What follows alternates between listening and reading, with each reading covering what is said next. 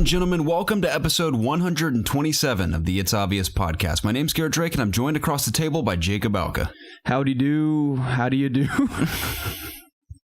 I do quite well, Jacob. I got to be honest with you. I don't think I'll ever grow weary of staring into your ocean blue eyes across that table, Jacob. I've loved it since day one, and I will love it for the rest of my days. You were just the kindest person I've ever met, and I think I might want to date you. I thought we were already dating. What's this all about? You might want to date me. You've been teasing me this entire time? I want to actually go public with it. Go public? I thought we were public in front of roughly 2,000 people a week. At least 2,000 people around the world know that we're in some sort of a civil union. Well, what I mean to say is now I'm going to start telling my friends and loved ones that that we're together. dating. Yes. Okay. See, I've been telling the entire world this entire time. Look at me, the fool. Well, now we're both on the same page. That's good. That's important to be on the same page, especially in relationships. Yeah. How was your... Go ahead. You're leading this show. See, speaking of relationships, how's your relationships with other people in your life? They're good. Yeah. My family's good. Your friends are well? My friends are well, yes. Okay. I haven't seen Elliot and Evan in a while. I saw Evan Friday. Elliot had a date Friday. Apparently. A date? Yeah. Now, I know this is kind of weird to ask on the podcast. Is Elliot not with that girl he was dating previously? No. They broke up. That's a shame. They were together for a while, weren't they? They were, yeah. How long? A couple years. Wow. Yeah. Weird. Guess they didn't see eye to eye. Like you and I. Right. That rhymed. I think. It was intentional. But yeah, he's dating a new woman, I think. Maybe, I don't know. I haven't talked to him about it. Nice. I don't want to put words in his mouth. That's the last thing I want to do. I get that completely. But yeah, life is good right now. Are you dating anyone? I'm not. Okay. No. Not right now. You're dating me. Yeah. But yeah, life's good. Holidays are coming up. That's always exciting. Oh yeah. I am going to be traveling for Thanksgiving, unfortunately. I mean, I'm going to go be with family, obviously. That's unfortunate. Cool. Yeah. No, that's great. And what I'm really excited about is just to take my Switch on the road, because this is going to be the first time that I've kind of gone on the road and just taken my Switch. That's perfect for those occasions. Just what it was made for. I took advantage of it this past weekend. Yeah. It was wonderful. It was just as wonderful as I imagined it would be. Nice. What'd you play? Mario, of course. Nice. Yeah, that's what I'll be playing. But I work Wednesday, so then Wednesday, whenever I get off, I guess I'm going to drive to Illinois, which is where I'm going. And I'm going to stay there for Thursday on Thanksgiving. Then Friday, I have off work as well, and I'm going to stay like half the day, then probably go back. How far of a drive is it to Illinois from here? Well, it depends what part you go to. Let me guess. The place where... 9 hours. No. 11 hours. Less. 6 hours. More. 7. Yeah. Nice. I nailed it. Fourth time's the charm. We're like on the southeastern edge, the town that my parents grew up in. So that's where we go. It's like 7 hours away. But I think it's 9 if on the way back, because you get an hour. Or maybe it's 8. Would that make it 8? Oh, okay. Is it Central Time in Illinois? Yeah, it's Central Time. Interesting. Yeah, it would be 8 hours coming back and 7 going there. I'm very bad with my geography. I know like where the major states lie, but all the states I don't really care about as much. Illinois is a pretty major state. Not to me. I mean, Chicago's one of the biggest cities in the world. I know Chicago's there. I mean, I've been to Chicago a few times, but... Yeah, I mean, besides Chicago, there's not much to do in Illinois. Now, if you said Chicago, it doesn't always immediately click in my mind that it's Chicago, Illinois. Like, whenever I think of Detroit, I never think it's in Michigan. Right, me neither. I just think of Detroit. Right. So... But are you staying home for Thanksgiving, I assume? My parents are going out of town. I'll be here because I'm working. So you're not going to have a Thanksgiving? No. Dude. I mean, I might have Thanksgiving before they go on like a different day. Okay. So I'm just at a point in my life where I can't afford to not work. Right. So that's why I'm only staying up north for 2 days and coming back. Yeah. Speaking of work, I'm dead tired as usual. I'm never not tired or not busy when we're on this podcast. But I was at Smith's running sound last night. Got home about 3 a.m. Woke up again a couple hours later, maybe a little less than a couple hours, and ran sound in the church. Then we went to T-Bell, which we got to get to Taco Talk here soon because it's been in high demand and we've been neglecting it for a while now. Yeah. Not any particular reason. I just was surprised at how many people cherish Taco Talk. Yeah. I really don't think it's a big deal, but apparently it is. Right. We got to throw it in there every now and again. I do have some things to say about Taco Bell today, which we'll get to soon. Why don't you begin? Right now? Yeah. Unless you have something exciting to say. I don't think so. I don't think so. Just the next few days for me are going to be very, very busy. Relentlessly busy. I'll say a prayer for you. I appreciate that. Monday through Wednesday are going to be death. But post Wednesday is when my winter break begins all the way through the beginning of next year. That's awesome. So I'm going to apply a ton of time to It's Obvious videos. That includes mostly Let's Plays for all the games that have been coming out. But something that Jacob and I talked about today, and Press and I have talked about in the past numerous times, that we think we're going to take the extra time I have over my Christmas break to put out a video that's a little outside the box for us. I don't think it's what you would expect from us either. And that's going to take a lot of work. It's going to be quite a project, but we think it could be pretty funny. So we're going to try it. We don't want to give it away because those of you who have been subscribed to us for a while will instantly realize what it is. But to the outside people, it might confuse them, and that's kind of the intention, but we will keep it at that for now. But a new project from us that we're going to be working on in the meantime. I think we've made the decision that we're going to go for it and see what happens. Yep. So we're excited about it. Something a little different from It's Obvious Gaming, and we're looking forward to being back on track as far as consistency is concerned. That be with weekly Let's Plays in addition to the podcast. We have no excuse to not do Ask IOG for at least all of winter break. Because not only do I have enough questions for it, but my schedule, I mean, I'll be working, of course, but I won't be in school, so I'll have a ton of extra time to apply to videos and streams, of course. Yeah, we need a stream. Jacob and I have said we would love to do Monday through Friday, even if it's like for an hour for a stream, just to be consistent. But when I'm in school and we all work different jobs in different places, it's very difficult. Mm-hmm. We appreciate you guys hanging out nonetheless. Yeah, I've just gone on this random tangent right now, but that's how my week's going to look, how it's going to lay out. So it's a good update for everyone. Starting Thursday through the end of the week, we might put out a video or two, or we'll definitely, at the very least, be streaming. So we'd love to hang out with you guys. Yeah, definitely Battlefront this weekend for sure. Okay, I'll be playing a lot of Battlefront. So whoever wants to team up and purchase as many loot boxes as possible so we can have the advantage over our enemies. That is the blessing of EA games. I heard it takes forever to unlock heroes if you don't buy loot boxes. I don't really care. Like an obscene amount of time. The fact that it's Star Wars, I kind of overlook. I mean, it's annoying, it's whatever, but I can live with it. I mean, if I get slaughtered in multiplayer, I don't really care that much. Yeah. I mean, there was a time in my life where I would care, but nowadays I'm like, whatever. Yeah. Hey, if you pre-order, you get a skin for Rey and Kylo. That is pretty cool. It's Last Jedi skins, aren't they? Yeah. I'm excited about that free Last Jedi DLC coming out beginning of December.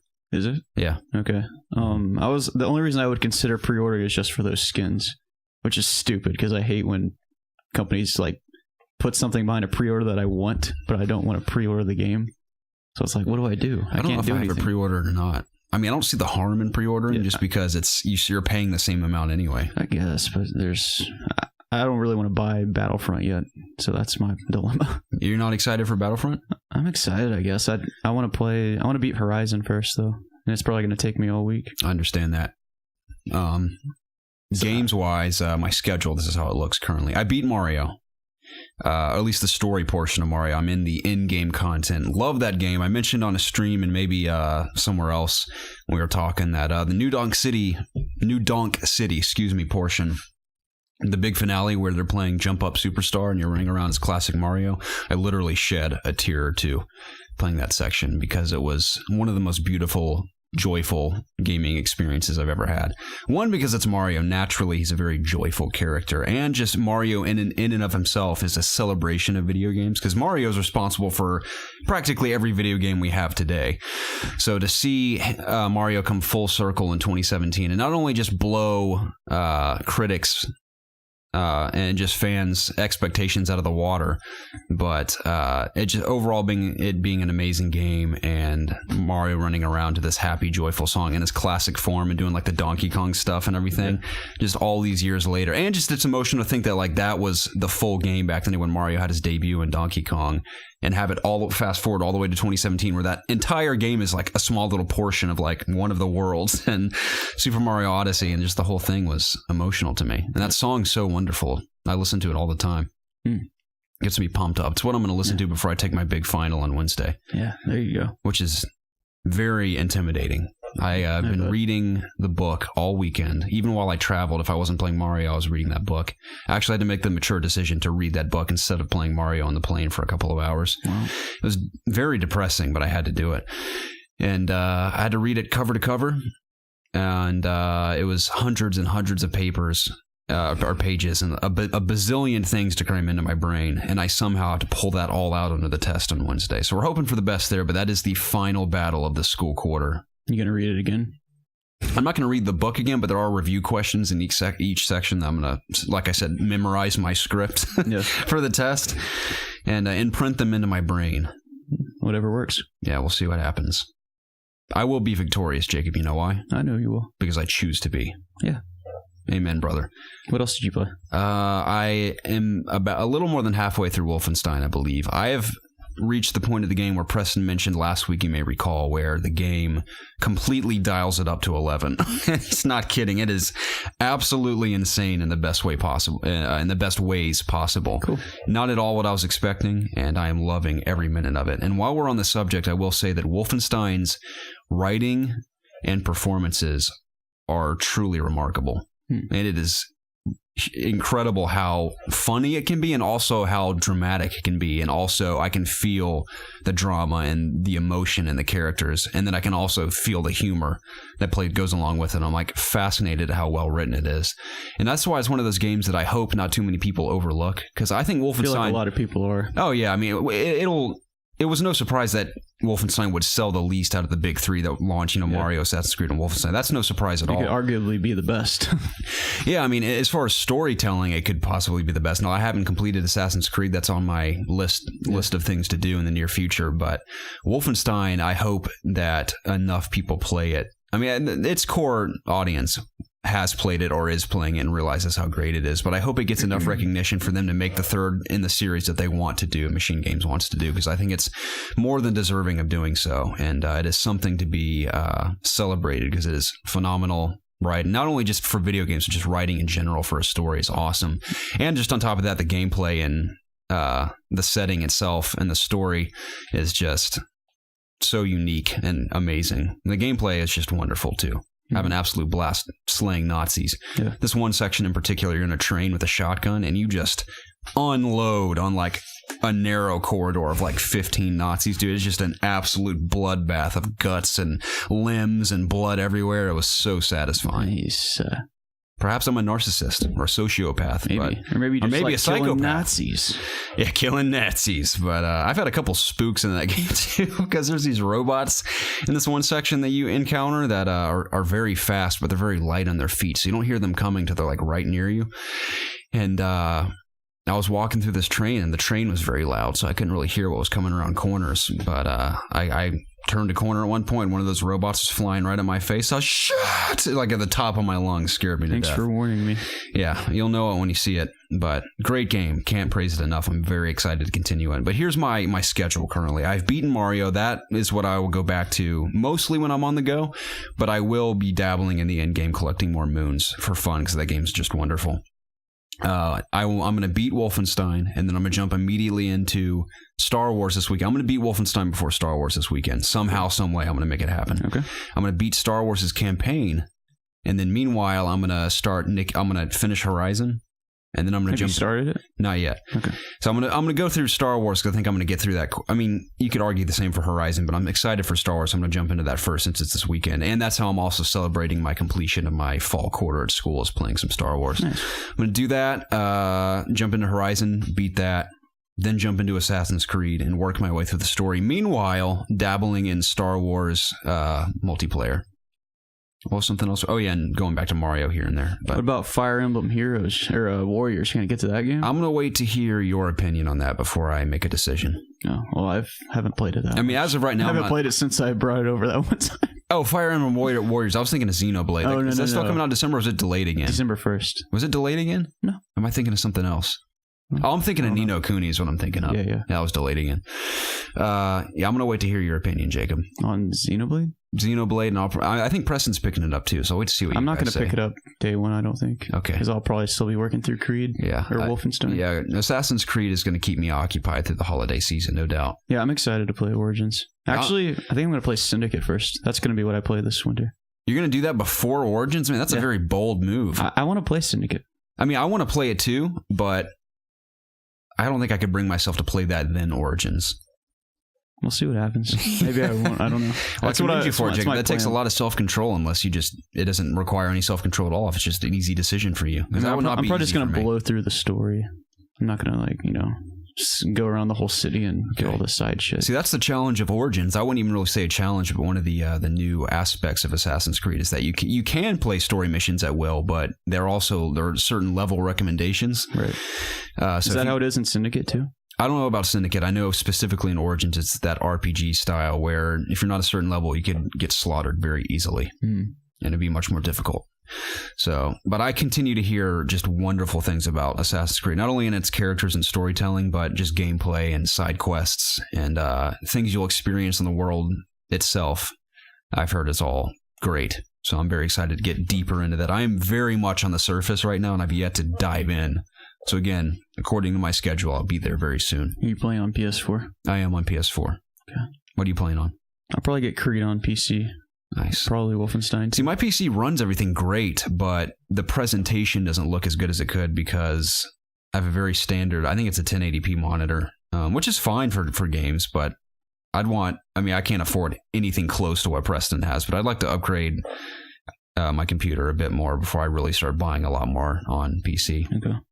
So, because that's what's funny is that you got a 4K. Assassin's Creed visually at least looks better on my TV than it does on my computer. So, okay. I mean, I could plug my computer into the TV if I wanted to, I guess, but I'm too lazy. Are you getting Battlefront on PS4? I am, yeah. That's a shame. Mm-hmm. I don't really.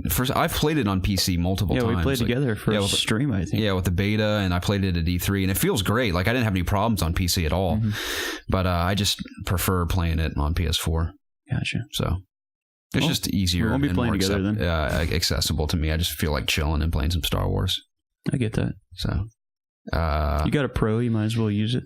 Of course, I'll dabble in some PUBG along the way. Anyone wants to play some PUBG? I think we have a community question about that later on. I want to play some... that's in the news later. We'll talk about it later.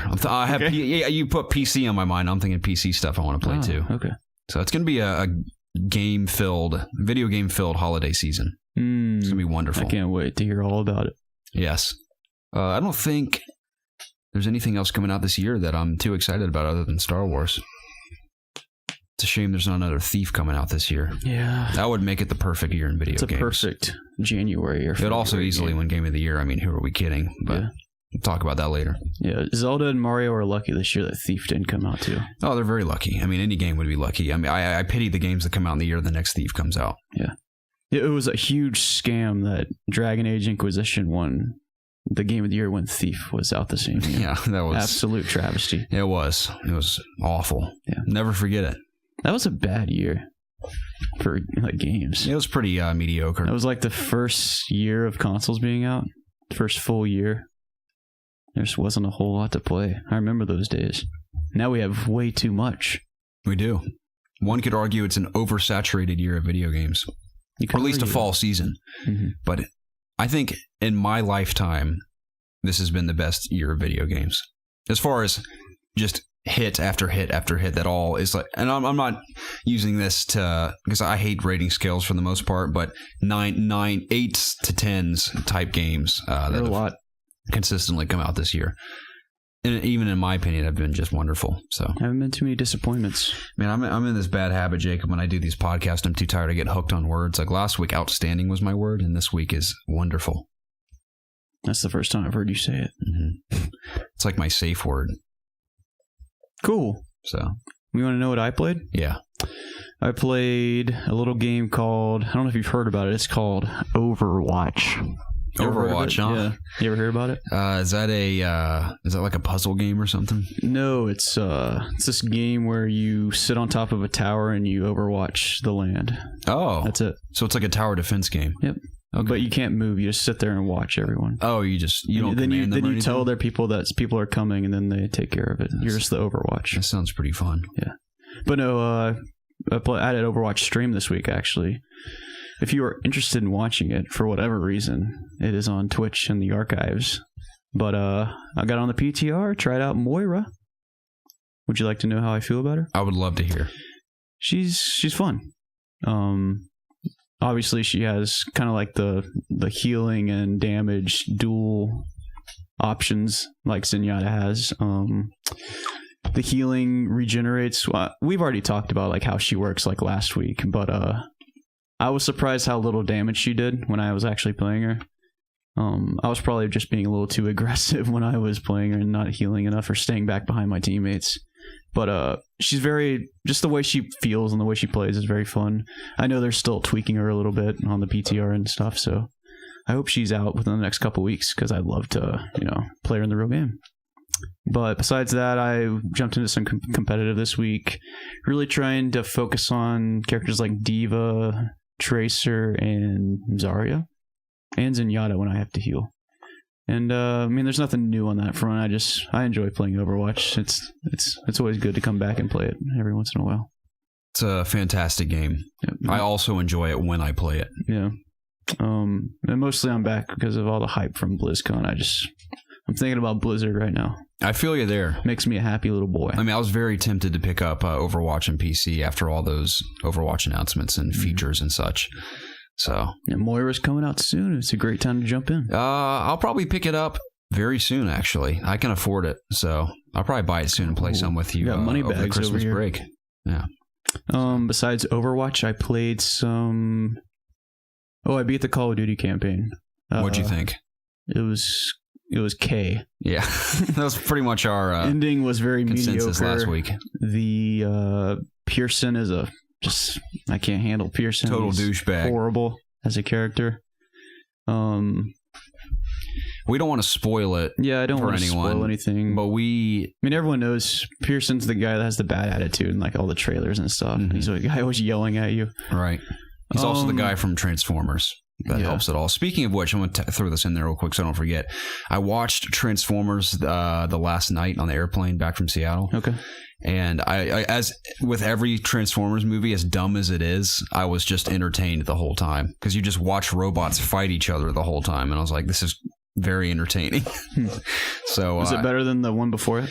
I'd say so. Yeah. It's still still a ridiculous movie, but it was entertaining. So I don't want people to think like I consider this grade A filmography. I just think they're very turn your brain off, eat some popcorn, and have fun type movies. Did you eat some popcorn? I did not know. I had I was on an Alaskan Airlines flight. I didn't have any snacks on that flight.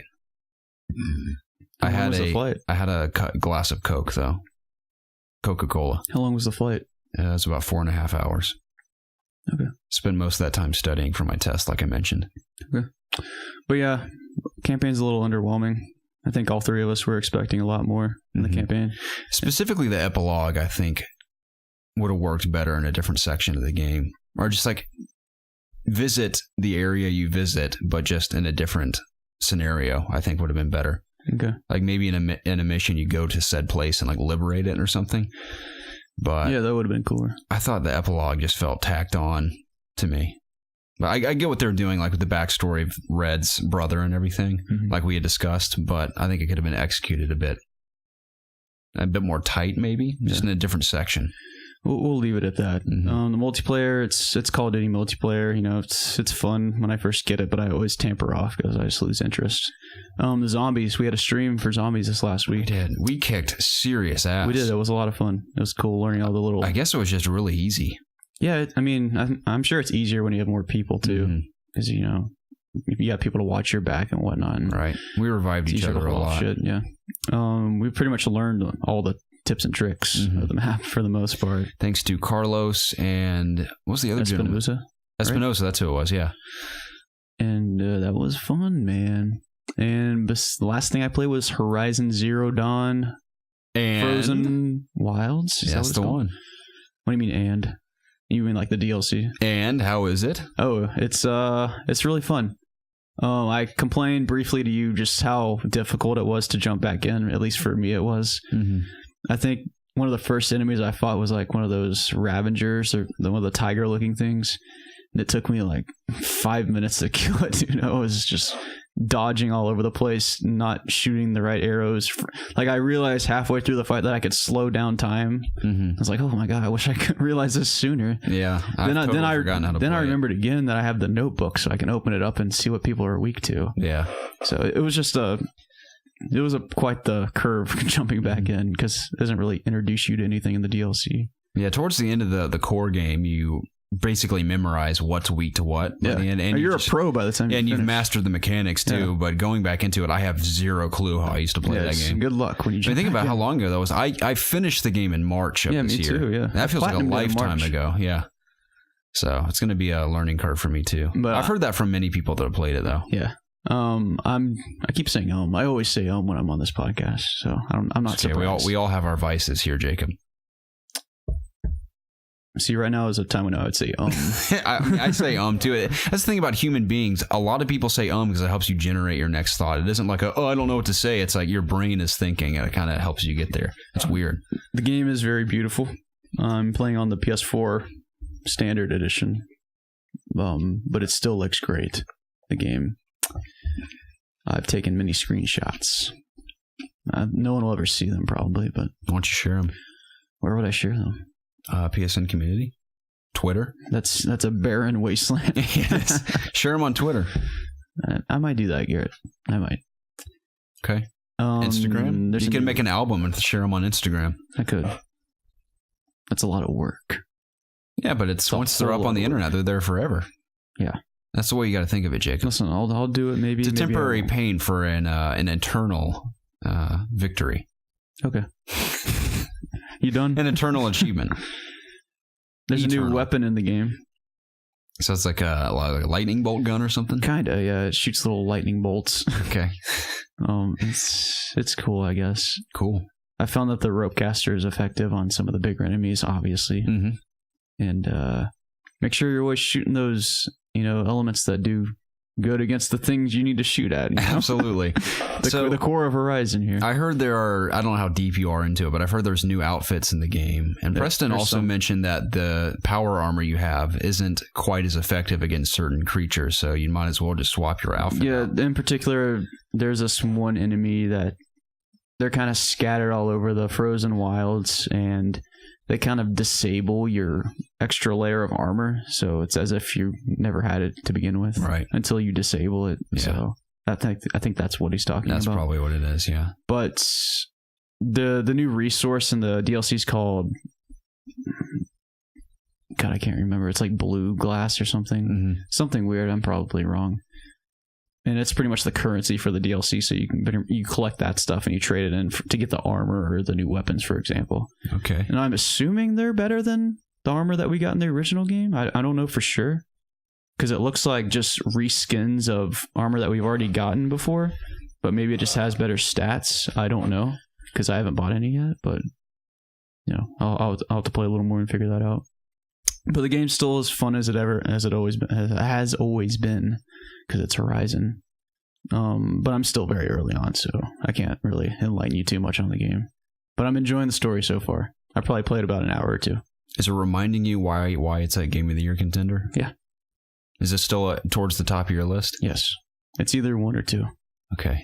Right now, I'll give you a little insight to my Game of the Year thought process. Okay. Right now, it's either Mario or Horizon for me.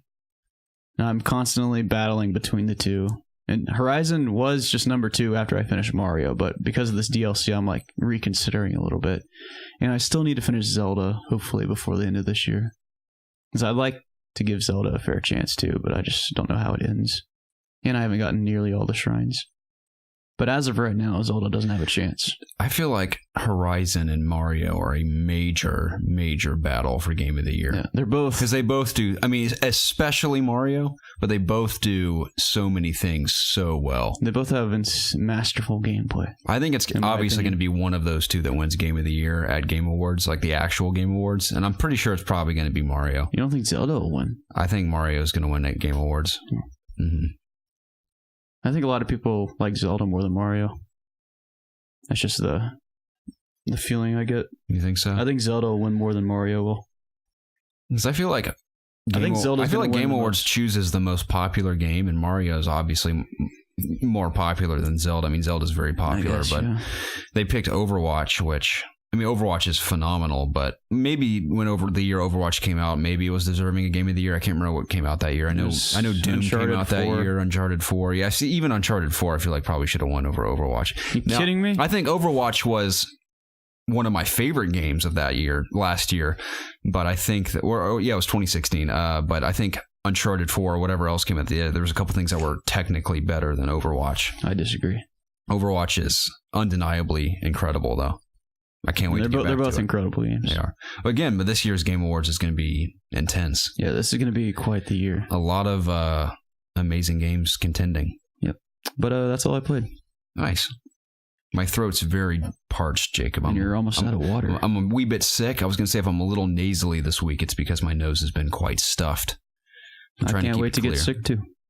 Yeah, good luck, my friend. I already made my girlfriend sick. I warned her. She kissed me anyway. Now she's ill because of me. I'm so excited about tonight. This is a side note, but even though I have so much work to do after we do this podcast, I'm heading to her apartment. I'm going to obviously have to edit this podcast to come out tomorrow and everything, but we're going to go to Marco's Pizza, which is within walking distance of her apartment. It's on that same strip of bars you guys have gone to a couple times. It's we walk there, we get a pizza and garlic knots and a big thing of Dr. Pepper, and we bring it back to her apartment. We're going to watch some Stranger Things. Nice. And eat that. It's going to be great. We've done that a few times now. I've yet to start that. We did that with Mindhunter for a few days. We would just go to Marco's and get the pizza and bring it back and watch a few episodes of Mindhunter. Great show if you guys haven't seen it on Netflix. Highly recommend it. I know a few of you have seen it already on Discord. You've talked about it. But I've yet to finish Stranger Things. I know that's crazy. We're going into the most divisive episode of the season, apparently, with episode 7. Oh. I can't wait to judge it for myself. Apparently, some people love it. A lot of people apparently hate it. And the writers are defending it.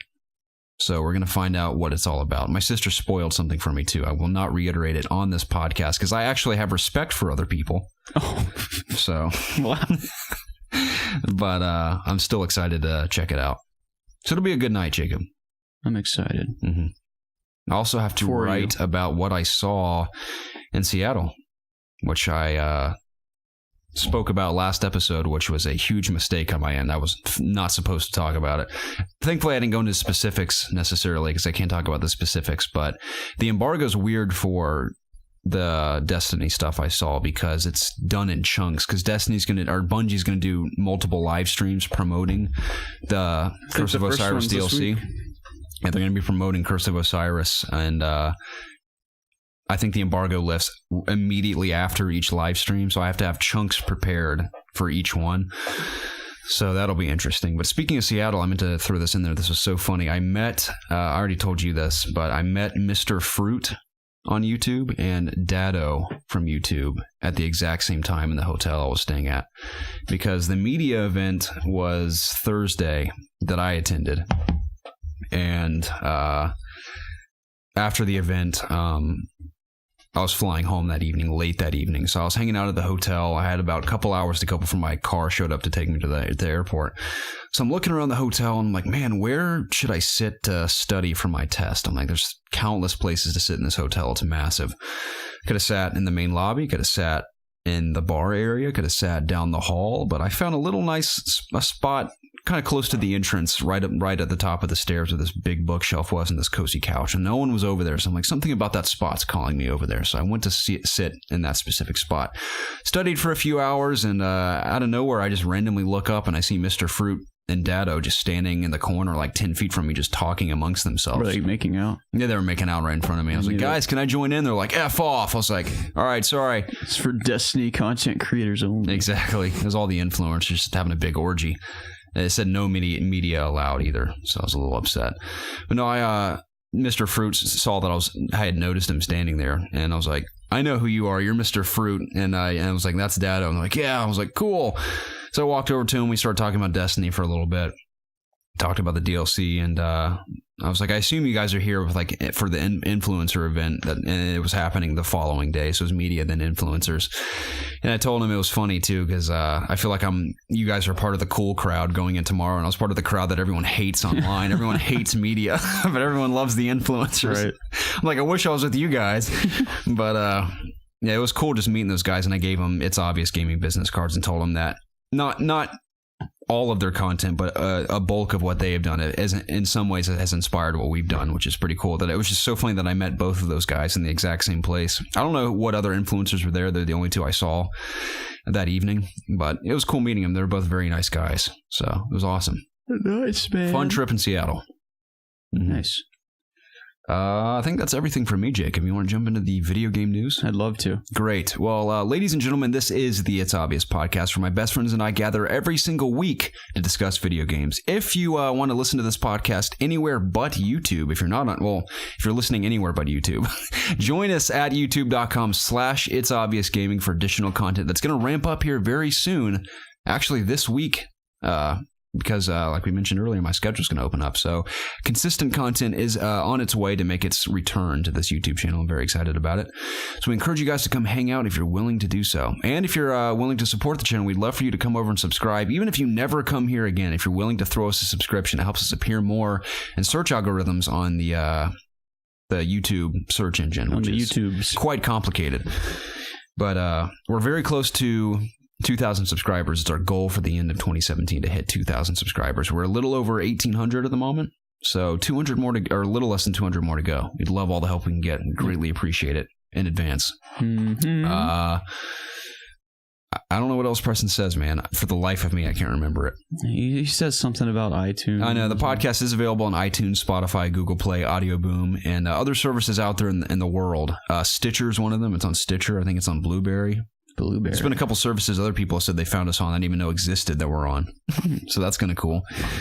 But yeah, thank you to each and every one of you that have joined us this week and each and every week. We'd love to hear from you in the comments below. Without further ado, Jacob, let's jump into the news. Hey, man. What's that news? Hey, man, before we jump into that news, the air just came on. So we're going to take a brief moment of silence to reflect upon the wonderful year of games we've had while I filter out this air, starting now.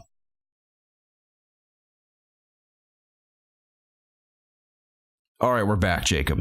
I apologize for the delay, everyone. First story of the week comes from Erin Castillo of CODconnected.com. Wow, do you know this person? I have spoken with her on the Slack app. I have not met her in person. The Slack app, okay. That's what COG uses to communicate. In fact, a lot of media outlets, a lot of businesses use Slack to communicate, yes. Especially when you all work remotely from different places. It's a wonderful app for communication. She says, quote, "Remember when many people in the industry said that PlayStation VR would not be profitable for Sony? Well, in a new report from the VR and AR intelligence firm Greenlight Insights, they estimate that Sony has earned over $500 million with their PSVR headset alone. If that isn't crushing their competition, all the non-believers in the VR and the VR market in general, I don't know what is. Man, $500 million with their PlayStation VR headset alone.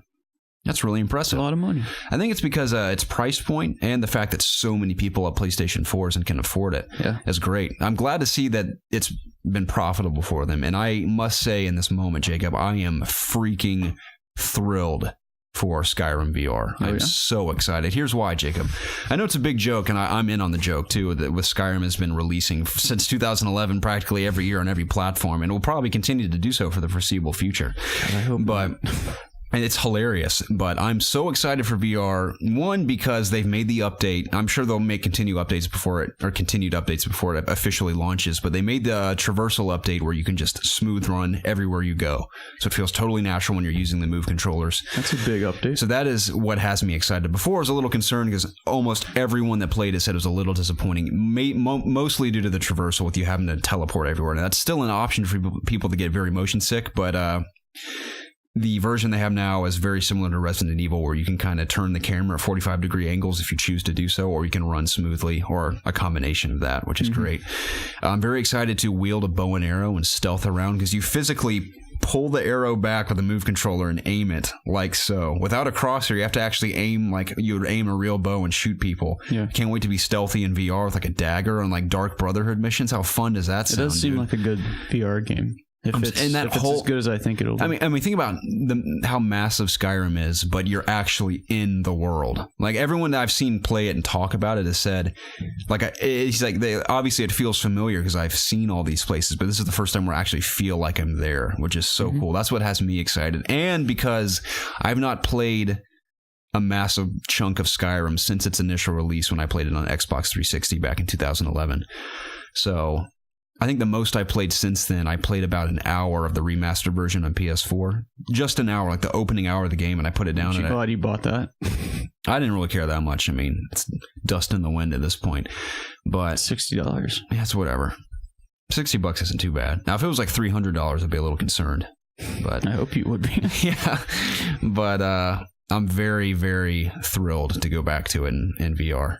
You can count on at least a couple Let's Plays from me exploring Skyrim in VR. Okay. Maybe we'll do a little series if people enjoy us going through Skyrim. I want you to at least try it in VR. I know you're kind of sick of Skyrim at the moment, but you got to admit you want to explore that province in VR. No, I don't. You don't? No. How could you not want to? Just don't care. Especially with the sound design, man. Oh, I'm so excited. I don't want to play Skyrim again. I'm sick of it.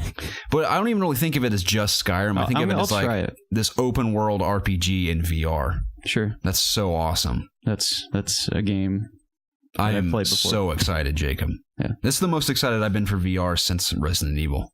I can understand that. So there hasn't been a whole lot. It's going to be awesome. Speaking of PlayStation, Jacob, we've had a PSX update from, I forgot to put his name in there, a gentleman from the PlayStation blog. He says that, this is the basic gist of it. There was so much more in there, but this is the basic gist. He says the main feature, or the new thing of PSX this year would be a slate of new panels revealing developer insights into games announced at Paris Games Week. So I think as far as new game announcements or reveals, we've pretty much, for the most part, I would assume, as far as major titles are concerned, we've pretty much seen everything that's going to be revealed this year. Yeah. Which isn't a big deal to me, because I think PSX, what I enjoy, because I don't need more reveals. I've seen plenty of reveals. All the stuff that's coming out, I'm very excited for. But I'm actually very interested in these panels to hear more about Ghost of Tsushima from, I think I'm saying that correctly, from Sucker Punch. Tsushima. Can't wait to hear more about that. I think they also confirmed that Media Molecule will be there to talk about Dreams. Yep. Which I have no interest in whatsoever at the moment. Who knows what that game's turned into? It doesn't even have my curiosity yet, but I want it to grasp my attention by the end of it, especially if it's VR. I wouldn't count on it. Maybe if it's VR. But I never really got into Little Big Planet that much either. Yeah, me. I mean, I came into PS3 very late, so I dabbled in it for about 5 seconds, but it never really grabbed Wasn't me. It free one of these months on PS? I think it was, yeah. I feel like it was.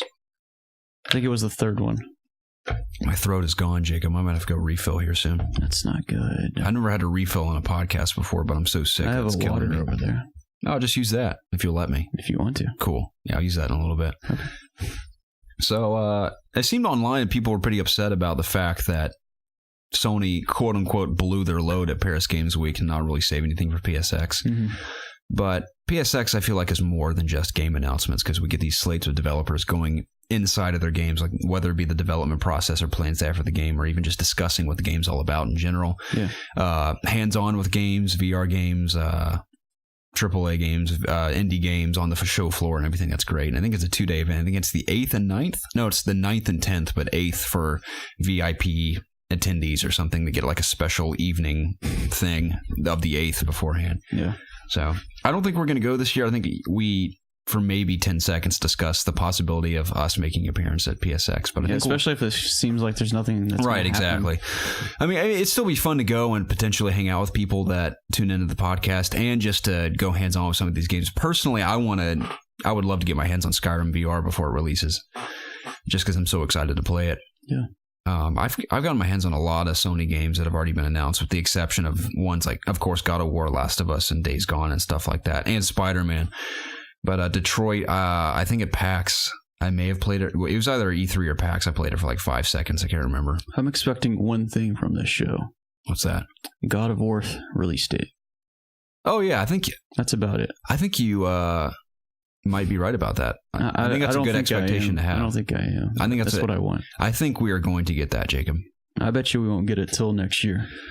Well, the game's going to come out next year, obviously, but I don't think we'll get we won't know the release date until next year. Well, I choose to believe, Jacob. I think we're going to get it. Now, one has to question, I guess that they would save that release date to excite PlayStation fans at PlayStation Experience, which makes sense, but it'll be what? A month difference, a few weeks difference from Paris Games Week by the time it happens. So I don't know. Whatever. It doesn't really make a difference. I don't know what they think over there at Sony HQ. But does this sound like a disappointment to you at all? There not being any major announcements? Yeah, because a lot of people online seemed like they were upset about it. A little bit. It's a little disappointing because, usually they don't, Paris Games Week is the one they don't really put a lot of effort into. Right. But I mean, it doesn't really bother me that much. I think someone mentioned, I don't know if they're right about this. It might have been Games Daily, Craig, or someone talking about it, how they said that maybe Sony is wanting to make an appeal in Europe this time around. That makes sense. Like, we care about you too, Europe. Don't forget about us now. Yeah. Besides Gamescom, Paris Games Week is probably the next best show.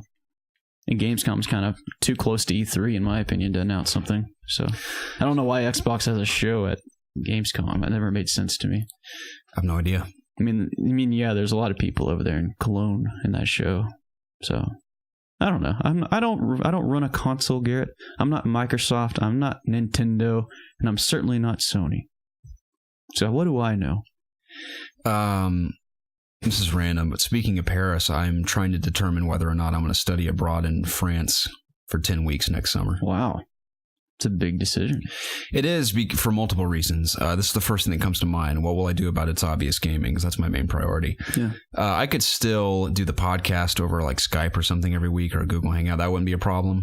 Producing it, I could stream potentially in France. I don't know if I could produce too many Let's Plays because I'd inevitably have to live with roommates, and that'd be a little awkward. Yeah. But on top of that, I have to worry about my work situation because being a freelance sound guy, once you get a gig, a consistent gig, if it's good money, you don't want to give it up because if you leave, you're going to be replaced because venues need a consistent sound guy. And once you're replaced, if the other guy doesn't leave, they have no reason to bring you back on because they have someone. Right. And that was the challenge when I left freelance to go work at Riverstone for a year on staff of that church. Even then, that was a great work experience, something great to put on my resume. It really put a dent in my freelance for a while. I'm kind of back on schedule now, doing it consistently every weekend, but most venues have a sound guy already or girl because without a sound person, they can't operate. So once you get locked in, that's a good gig to have because it's consistent, which thankfully I'm back in the swing of things, but it's hard to get back into it. So that's my other fear is that if I go away for 10 weeks, by the time I come back, they will have had to have found someone else. Yeah. So I'd have to start the process all over again.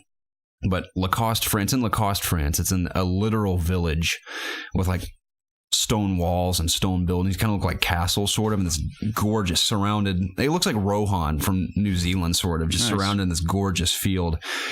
And the film major is only offered in the summer there, so I'd be working all kinds of film stuff in Lacoste, France. I think it'd be an amazing life experience, and I got to determine whether or not I'm willing to sacrifice 10 weeks of, not entirely sacrifice a portion of ItsObviousGaming for 10 weeks and potentially sacrifice the only work opportunity I have at the moment. So, but I have to decide that before December 7th, so I have some time to think on it. But I do think it would be amazing, but it's a decision I'm trying to make right now. I think you should do it. I'm considering it heavily. I think it would, because it kind of just called me. I had a meeting with my advisor about winter classes I'm trying to register for, and I saw the poster advertising Lacoste, France summer for film, and I was like, I don't really want to go to Hong Kong yet. And then I don't think they offer film in Hong Kong either, so it'd be kind of pointless. But Lacoste, man, that really calls to me. So I'd like to go in like the winter or like the spring. I don't know what it'll be like in the summer, but still, probably be fine. It looks beautiful. So I know that the UK is pretty overcast all the time. It's not too hot there. So yeah. I mean, I know France isn't really. I mean, it's close to the UK, but not too close. Mm-hmm. I would inevitably have to make a weekend trip to Paris while I was in France. Yeah. Pay a visit to the City of Love, I think they call it. Too bad you and I can't go together. Have a croissant, some grapes and wine. Have some cheese. Wine and dine in Paris. We can go to the... Did you know it's illegal to like post daytime pictures of the Eiffel Tower or something? Or like maybe it's nighttime pictures. Really? I think it's nighttime pictures of the Eiffel Tower. It's like illegal to post them online or something. Maybe someone told me that. It's something either daytime or nighttime. I heard that somewhere. Fishy. Maybe it's true though. I don't know. I have no idea. Are we still talking about video games? We were talking about Paris Games Week. That's how I got on that topic. Oh, Paris. Paris. Yeah, Paris. Grapes and wine. If anyone's from France listening to this podcast, we'd love to hear from you. Jacob, the Game Awards will air live on Thursday, December 7th. Hot dog. That's the same day I have to decide whether or not I'm going to go to France next summer. That's a big day for you. December 7th is also Pearl Harbor. December 7th, 1941, when the Japanese attacked Pearl Harbor, and we were like, well, we're not going to have that. And we went to war with them, and then we destroyed a portion of Japan, two portions of Japan. I didn't realize how cold World War II was.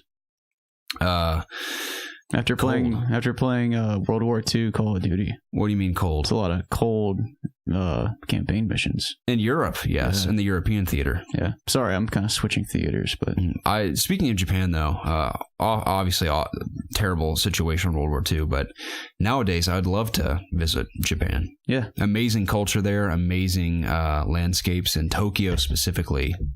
I'd love to visit. I think it looks incredible there. So, and I've been close to Asia before. I've been to the Philippines, and it was an amazing life experience as well. I'd love to visit more of the western side of the world, or the eastern side of the world, I think. Am I thinking that right? Yeah. I'm so tired, Jacob. But yeah, Game Awards, man. We will do our prediction episode when it gets closer to that week. Probably the week before, we will discuss our predictions for the Game Awards. Yeah. And we will probably use a similar structure to our Game Awards at the end of the year when we do Game of the Year awards for ourselves, because we may not agree with every award that wins this year. Probably not. Like, I didn't really agree with Overwatch winning Game of the Year last year. I didn't pick it last year, even though that was one of the best games easily last year. I don't think it was the best game. Yeah, I kind of changed my mind after I picked Uncharted 4. I think we all picked Uncharted 4. I think we did, yeah. Because we're Naughty Dog fanboys, man. I guarantee you we won't all have the same pick. I'm an unashamed Naughty Dog fanboy. Now, hashtag not fanboys when it comes to PlayStation. But Naughty Dog, I'm a full-blown fanboy. Yeah, you and Preston both are. Hopefully, Neil Druckmann and company will do no wrong. Neil Duckman. That's what he is. Oh, really? Yeah. You say so. Let's move on. The Destiny update, Jacob, this week at Bungie. This is the funniest thing. We were doing interviews at Bungie on Thursday. Someone asked about, will we see any updates coming to PS4 Pro or now Xbox One X? And like, it's funny you should ask. In about an hour, you'll know. And an hour later this week at Bungie came out. And it said, this is one of the portions, it said, on December 5th, along with the launch of Curse of Osiris and Season 2, we'll be deploying an update to Destiny 2 that will deliver stunning gameplay with high dynamic range lighting to these new consoles. You'll also see adaptive 4K resolution on PlayStation 4 Pro and 4K on the Xbox One X. That's good. That's pretty rad. Still 30 frames, though. Yeah, I'd still much rather play on PC. So, yeah, that's what I don't think I'm going to, though, because I've already put in so much on PS4. I don't think I'm going to go back to Destiny at all, man. I'm going to be honest. I can't talk about specifically what I experienced at Bungie, but I'm not too excited to go back to Destiny, so... That's not to say any of it is bad at all. It just is not enough for me to stay invested. Yeah. So, you will hear my thoughts very soon. To those that even give a slight crap about what I have to say about Destiny, you'll know in the coming days. That's my problem with Destiny. There's never enough of anything. Right. Everything just feels shallow. I know. It's just, I'm like, every time that's the thing. It's like, it's so close to being great. Yeah. And it's just always right there reaching for the edge and just can't quite reach it. And it's kind of depressing. Yeah, it really is. Man. I've just accepted that it's not going to be anything that... At least, at the very least, it's a good game. Yeah. Not an amazing game, but it's a good game. I don't think it does anything besides it's gameplay. Tell me about Destiny while I blow my nose. I don't want to talk about Destiny. I'm sick of talking about this game. Tell me how disappointed you are for a minute. I'm just disappointed.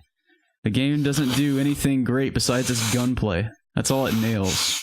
Everything else is either average or well below average. Anyone watching the video version of this podcast will see how strangely I blow my nose. You see what I'm doing here, Jacob? Yeah, I see that. You should leave it there. I could, but then put one in each nostril. I mean extra nasally. Yeah. See, I blow my nose and then I stick toilet paper up in my nose and spin it around because I don't know if you realize this. When you blow your nose, you will inevitably have leftover snot and boogers up in there. Of course. And then you're showing off boogers to everyone. You look like a total fool walking around. And no one wants to walk around with a booger nose, Jacob. So that's how you make sure you don't leave any boogers behind. I leave no booger behind, Jacob. See, what I do is I blow my nose each nostril once. Then I'll act as if I'm picking my nose, but I'll put the tissue on your finger. On the finger. Then you pick your nose. See, I've done that, but sometimes your finger can break through the toilet paper, and then you're like, shit. Yeah, then I just picked my nose. Well, then you just wash your hands. You can twist it into this mechanism here. And then you can. But then there's a chance that it gets caught up in there, right? No, it doesn't get caught. You got to be very gentle. Yeah. See, I've done that before, and it's happened. Man, you must be very violent with your nose swabbing. Yeah. But I share that with everyone listening to the podcast or seeing the video version this week because I cherish all of you, and I really don't. I shouldn't say that. I should say I appreciate you guys tuning in. So I don't really care what people think on this podcast. I should say he cherishes you guys, but he doesn't care what you think. Yeah, I don't. And when I say I don't care what you think, I don't mean that in like a negative sense. Like, I don't care what you think. You can think whatever you want. I mean, like, judge me how you will. I love you all regardless. But I wipe my nose pretty strangely when I'm sick. I'm sure some of you guys maybe do the same thing. Let me know in the comments below how you like to blow your nose when you're sick. Don't let me know because I don't care. I just told you. No, I mean the comments below. I don't care how you blow your nose. I'd like to hear. You better not leave it down below. Leave it down below. Or I won't be back next week. Okay. Everyone will just leave. Spot. Yeah. Everyone will leave it down because they don't want me back. Right. I guess this could arguably be our main topic. I don't really have that much to say, but that's the weird thing about this week is that some relatively big things happen, but not too much noteworthy news. So I'd rather not this be our main topic. Yeah, I don't know what the main topic's going to be. I'm going to title it something.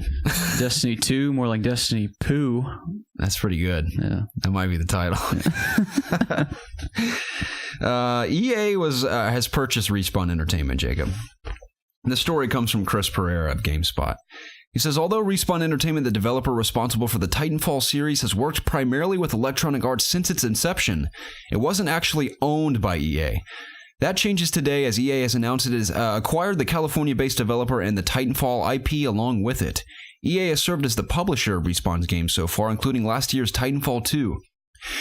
The studio is currently at work on a new Titanfall game, a fact that was confirmed today. All this was saying today, I apologize, it was days ago at this point, but I'm sure a lot of you already heard this. But to continue, he says, a third-person Star Wars title and a VR game. Specifics on all three of these have not yet been announced. We don't know what to expect from the Titanfall game, though Respawn has expressed interest in continuing the series. As for Star Wars, we know that it's being directed by God of War 3 director Stig Asmussen. Notably, EA recently shut down Visceral Games, which was also working on a Star Wars game. First things first, Jacob. Do you think, I think this is obvious to everyone, but I assume they purchased Respawn because not only have they been publishing their games, but they can see Titanfall as a potential games as a service video game. Titanfall 3. Yeah. It will inevitably have loot boxes. Yeah. I mean, Titanfall. Did the second one not? I mean, think about how easily I don't know if it did or not. Maybe it did. There had to have been some kind of microtransactions. I don't remember any, dude. I gotta be honest. It's not important. I don't think there was. I think you just unlock stuff by playing the game and doing challenges. Because I remember all the skins I unlocked for either. What a foreign concept. For either weapons or armor are all in game, if I'm not mistaken. But think about how easy it is for them to do loot boxes with the skins they have. I think there's perks you can apply to like you're like what's that one power up you can do with your weapons do extra damage? That's a perk you can unlock. I hope they don't make that cost money. Well, that's a perk that I think everyone has accessibility right, like that's what to. I mean. I hope they don't charge for perks. That'd be ridiculous. Yeah. So, I mean, that's inevitable, it being EA. I mean, they've openly stated that they intend to have all their games be games as a service going forward. So, I mean, Titanfall already is that. It can be easily. Yeah, easily. So that makes I understand the purchase as far as a business standpoint. But again, Titanfall, as great as it is, and Titanfall 2 especially, is phenomenal, but it didn't sell that well. So EA... And they purchased, I think it was like over $400 million to purchase Respawn. Wow. So you got to think, I mean, in the grand scheme of things for EA, that's probably chump change, but you got to wonder. I don't think that's chump change. I don't know if it's, it's probably not. That's a lot. Yeah, I mean, yeah, but maybe. I know what you mean. Maybe for EA it is, I don't know. But for Titanfall, I don't know if they're hoping that it can be bigger than it is with EA's power behind it as far as whether it be marketing or, I mean, they marketed the previous Titanfall, didn't sell that well, but granted, it also came out at a very bad time of year last year when it came out, so yep. I'm sure they will strategize for the third one a lot better, and it will inevitably probably have loot boxes and such. Yep. It's just a bit depressing, but loot boxes have yet to really piss me off, even if they're just blatant money making schemes. As annoying as it is, it doesn't ruin my life. I'm like, it sucks, but whatever. EA's been on quite the downward trend lately. In the public eye, yes, but in terms of profits, they have definitely not been in the downward trend. Right. So they're like, well, we don't care about our reputation. We are raking in the dough. Mm-hmm. So as long as they continue to do that, they will not give a shit about what anyone has to say. Yeah. I don't know. I've never been a huge fan of EA in general. Just any of their games, they've never really excited me that much. I mean, of course, Battlefront was fine. I've never been a huge Battlefield guy. Remember Unravel? Oh, Unravel. This is the best EA published game I've ever played in my life. I bought that and I played like 2 levels. One of them was for a Let's Play. Yeah, we did that Let's Play. I remember that. I thought that was a clever little charming I mean, that game. was just a game that they published, right? That indie developer, the guy that came out with Yarny and he was scared to death. Bless his heart, man. I don't blame him. Being in front of a crowd that big, streamed live to the millions, dude. Didn't he pull out Yarny on stage? Yeah. I felt bad we made fun of the guy, but he was nervous as hell. I bet, yeah. I mean, I've been nervous, not to that extent, but I know I have a general understanding of what it feels like to be nervous in front of a large crowd. I mean, the most embarrassing moment of my life I've talked about on this podcast is when I played with my original band called Reverse the Curse at the church camp we went to in front of 2,000 people. And at the time, we're like, we kicked ass. And then you go back and watch that video now, dude, it is the definition of cringeworthy. Like, it would be in a cringe compilation. It is so bad. I was there. It was awful, dude. So I should probably delete that off the internet. It could be used as blackmail against me. Yeah. I recently went back and deleted all of mine and Preston's old YouTube videos and saved them. I saved them onto an external hard drive for memory's sake, but I had to get them off the internet, man. If anyone found those, it'd have been the end of everything. Not that they're offensive or anything. They're just so embarrassing and cringeworthy that it would change everyone's perception of Preston and I, so I had to get rid of them. And fast. Yeah, I had to get rid of them before I shared the crappy machinima I made when I was like a freshman in high school. Yeah. The Halo machinima I made. It was on that same channel. Okay. So, but yeah. I think your tired's rubbing off on me. I wouldn't be surprised. So we're talking about EA. Yeah, it puts me to sleep. I love Titanfall 2. I don't play it often at all, but every time I have played it, I recognize how great it is. This is one of the best feeling shooters I've ever played, easily. So it will undoubtedly be developed very well, coming from Respawn. It's just a matter of what the microtransaction situation will be like when the game launches. What are they going to do to change up in Titanfall 3? What have they not done yet? That's a good question. You don't have to answer. It's just a rhetorical question, I guess. What's the point of asking it then? No. We can speculate a bit. Sure. I don't have to, haven't you? No. You haven't? No, I don't. I could give 2 shits about Titanfall. Dude, Titanfall's great. Titanfall's such a boring franchise. You think it's boring? Yeah. What about it bores you, just out of curiosity? It's just boring. I'll give you this. Well, especially the first one. The second one's a little more colorful, but it's a pretty gray looking game. Yeah. That doesn't help it. That's a big part of it for me. The first one is, but the second one, multiplayer is especially the campaign's very colorful, but multiplayer especially because all the different skins and weapon skins you can equip, it's quite colorful. I ran around in a bright pink suit, and I had like a bright blue weapon. Okay. I looked. So they made it more colorful in the second one. Yeah. I can't get into shooters that people don't play. And no one's playing Titanfall 2. So I get that. It doesn't have a chance in the world. For very niche audience, but there are some incredible highlights you can see from Titanfall that'll blow your mind. Stuff that I see, like I'll see this in some games from professionals sometimes. I'm like, I didn't even realize you could do that in that video game. Oh, yeah. They find a way to break it and fly around like madmen in that game and slaughter everyone. Yeah, I mean, I'm sure a lot of people love Titanfall, but it's just never been a franchise that's really called out to me. I mean, it was cool like when it first came out on the Xbox One. I remember it was like the first shooter that came out. It was like a big deal. It was the first exclusive that Xbox really had. Mm-hmm. I remember we played the beta on your Xbox in the apartment when it first came out. And we played it so much that, especially you, but I convinced myself that I liked it back then, but it was just the best that we had. Yeah. Which was the case with a lot of games that came out. It does have a lot of strengths, though. I thought Titanfall 2's campaign was excellent. I really loved the characters, and the gameplay was, of course, buttery smooth. And especially that time travel mission. I'm going to say this now, dude. I think the time travel mission in Titanfall 2 is better than the one in Dishonored 2. In Dishonored 2's time travel mission is excellent. I love both of them, but Titanfall's I think was even better. And it was overlooked big time by the Dishonored mission. So many people were like, oh my gosh, Dishonored did this unique thing with the time travel mechanic. And that was, I think Titanfall 2 came out before Dishonored 2, or Dishonored 2 came out before time. I mean, granted, they came out the same year, like right back to back, so they're in development at the same time, but yeah. I think Titanfall did a little better, dare I say. It's been laid down. Yeah. But I don't have too much more to say about that, but we will see in the coming months. But as far as Star Wars is concerned, since EA's published it, well, now they own Respawn, so they're going to own the Star Wars game as well. Yeah. So how will they make that game a games for service title? I don't know. I'm not looking forward to it. We're still assuming there's lightsabers in this game, whether it be full on, the whole game's about lightsabers, or lightsabers are just a portion. We don't know. It's a third-person Star Wars game, and they're working on a VR game. I'm just excited about I'd EA. like a VR Titanfall experience. EA needs to prove me wrong. They need to convince me to be a fan again. Because they're not putting anything out that I like. I understand, Jacob. Even Battlefront 2, I'm just like, I mean, yeah, it looks great, but I'm just going to get bored of it like I did the last one. What makes you say that? I don't know, it's not really a competitive game. It's just like a casual, hey, if you like Star Wars, come shoot some stormtroopers and be Luke every once in a while. I'm kind of attracted to it for that reason. That's not why I like Star Wars, for the stormtroopers, you know. And that's what you play as. That's what the game is. Oh, you can the play Star Wars to me eras. is the narrative and the Jedi and Sith. That's what Star Wars is to me. Star Wars to me is everything, including the Jedis. Yeah, it's not to say that all that stuff around like that the world's creator on isn't great. No, it's just not. I don't know. I don't know if I'm making any sense. It's just the game doesn't excite me as much as like when the first one was coming out, just because it was a new thing. Yeah. I'm excited to fight across all eras, multiple planets, multiple heroes, and especially excited for that campaign. I hope it delivers. I hope it's good too. We continue to hear I keep forgetting that it's going to have a campaign. Inversio, man, Inferno Squad. You'll have to let me know how it is, because I'm going to get it.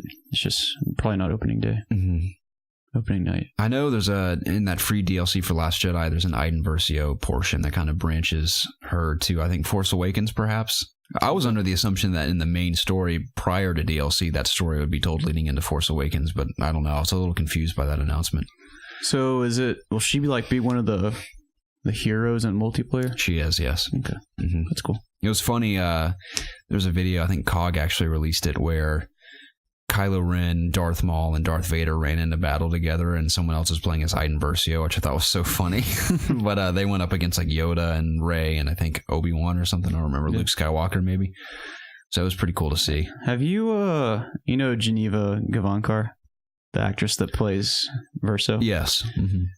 Every time she's on she's been on Gamescast a couple times. She is annoying, dude. She's so outgoing to the point where she just comes off as cringy sometimes. You think so? Yeah. Very talented actress, yeah. though. Yeah, Preston confirmed that too. He said he played the first 3 missions on did he? Was there like Origins a or whatever. Yeah, the 10-hour trial for the first 3 missions. Wait, is he gonna have to play that again? Yeah.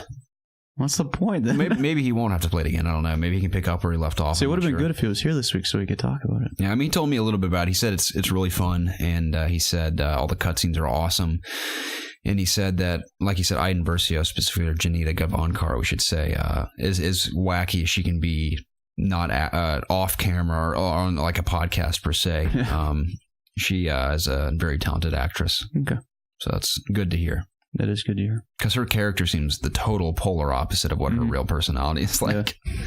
So I'm excited to see it. She just makes a lot of noises in real life. Yeah, I'm gonna cycle back to some of these other stories, Jacob. But while we're on the subject of Star Wars, let's talk about Rian Johnson's trilogy that was announced. Yeah, not really his trilogy, but the trilogy he's going to launch for Lucasfilm.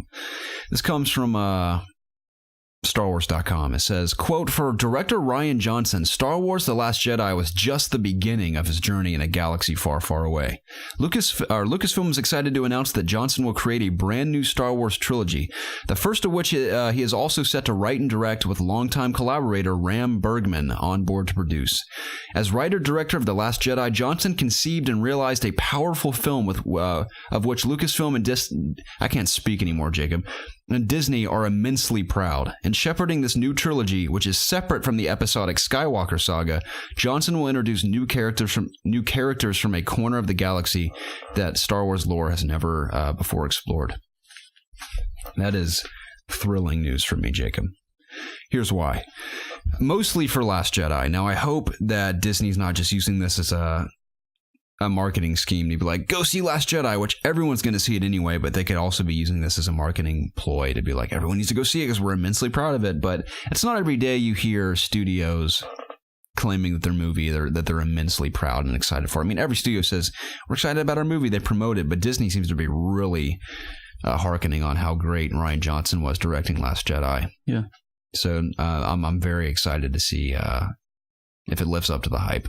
I'm not allowing myself to get too hyped, even though I have every reason to be hyped because of these reasons, but I want to have my reservations because I don't want to be let down. Just playing devil's advocate, I was talking about this to someone at work the other day, this announcement of Rian Johnson doing the new trilogy.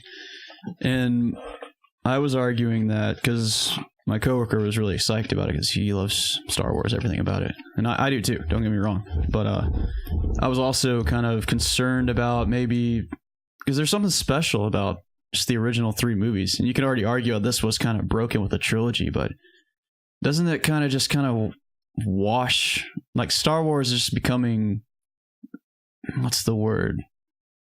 Populated? There's just so much Star Wars now. And you could argue that that's what people want, but at the same time, I feel like the original 3 movies are kind of just losing their what makes them their special. Pizzazz. Yeah. No, I know what you're saying. That's been a discussion even before Force Awakens came out. People were like, it's just, how far is Disney going to take this? Disney's going to milk Star Wars until it stops making them a ton of money, which I don't know if I probably always will. Yeah. I mean, I don't want it to be oversaturated either, but as long as it's making money, they're still going to crank it out. I'm not, like, I think there's a big opportunity for them to tell a really cool new story that has nothing to do with the Skywalkers. Mm-hmm. That's kind of exciting. That's what I'm excited about. But at the same time, they could just completely fuck it up like they did with the prequels. Mm-hmm. And do we need, like, say the new trilogy that's out right now that they're working on, say that's another good trilogy. So you got 2 good trilogies, then you have like maybe 2 bad ones. Like, what does that mean for the franchise? I don't know. I don't know. We'll see. But yeah, I mean, I have mixed opinions about it. I have high hopes for it, though, but I'm excited and disappointed. As excited as I am for the new trilogy that they're going to produce, I'm mostly excited for Last Jedi. Yeah. They seem very confident. I'm so Rian pumped Johnson. to see that. Yeah. And I knew, that's the thing about Rian Johnson. He's not a perfect director by any means. I think he's only had a handful of feature films. But Looper is always the one I go back to. Again, not a perfect movie, but I think in terms of storytelling, it's excellent. And I loved his style, the way he shot that movie. So I think as a storyteller, he's amazing. And I get the feeling that Last Jedi story is really going to be special. I do too. So that's why I'm excited for him to tell a brand new story from the ground up that he starts on his own to launch that new trilogy. Who's doing 9 again? J.J. Abrams is coming back for 9. Oh, yeah. So after the last guy dropped off. Yeah. Or was removed, essentially. So that's what they parted ways. So let's take a minute to predict what we think his trilogy could potentially be. Some people are saying, I'll do Old Republic. This could be anything. So other people are saying... I think it'll be in the past. You think I really do. I don't think they'll go... We just had one that's present, that's more in the future after the original. Yeah, some people are wondering if it could be a potential Obi-Wan trilogy. I don't know if it will be that or not. I still want at least an Obi-Wan movie. I think if there's going to be Obi-Wan in it, it's going to harken back to the original movies in some way. Right. I don't know if I'd rather it take place in Old Republic or kind of like original trilogy era, which is with just different characters doing stuff. How would you feel about there not being any Jedi or Sith? We sort of had that in Rogue One up until the end with Darth Vader going ham on all those rebel soldiers. But that was mostly a movie without Jedi, and I was fine with it because I love Star Wars lore with or... I mean, Jedi are obviously my favorite part of it. Could you handle a whole trilogy of it, though?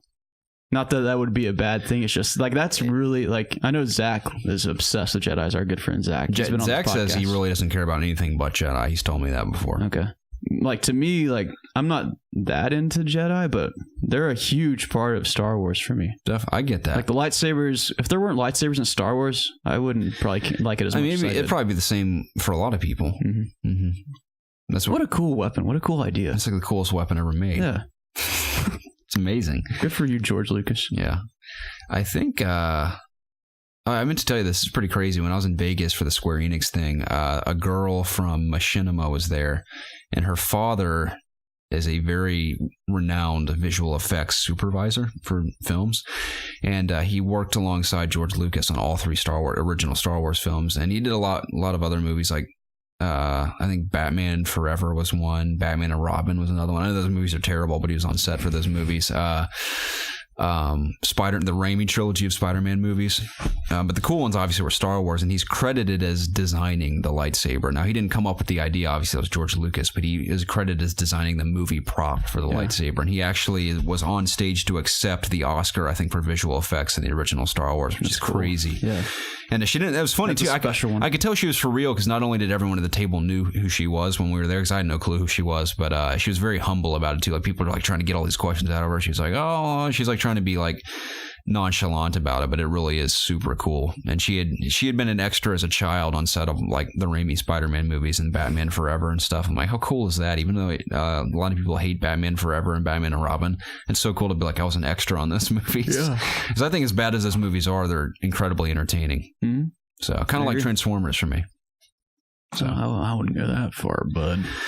Well, you think Transformers is better or worse than Batman Forever? I'd argue it's worse. Transformers? Yeah. Wow, I don't know about that. Batman Forever. I'm thinking of Batman and Robin. Wait, which one's the one that came out with Freeze? That's Batman and Robin. Yeah, that's the one that's bad. I mean, they're both pretty bad, but especially Batman and Robin. You know what? To think about it, I don't know if I've seen Batman Forever. That's one of my favorite Batman movies ever. Because who played Batman? Val Kilmer. Yeah, I didn't see it. Yeah. Should I see it? Dude, is it worth seeing?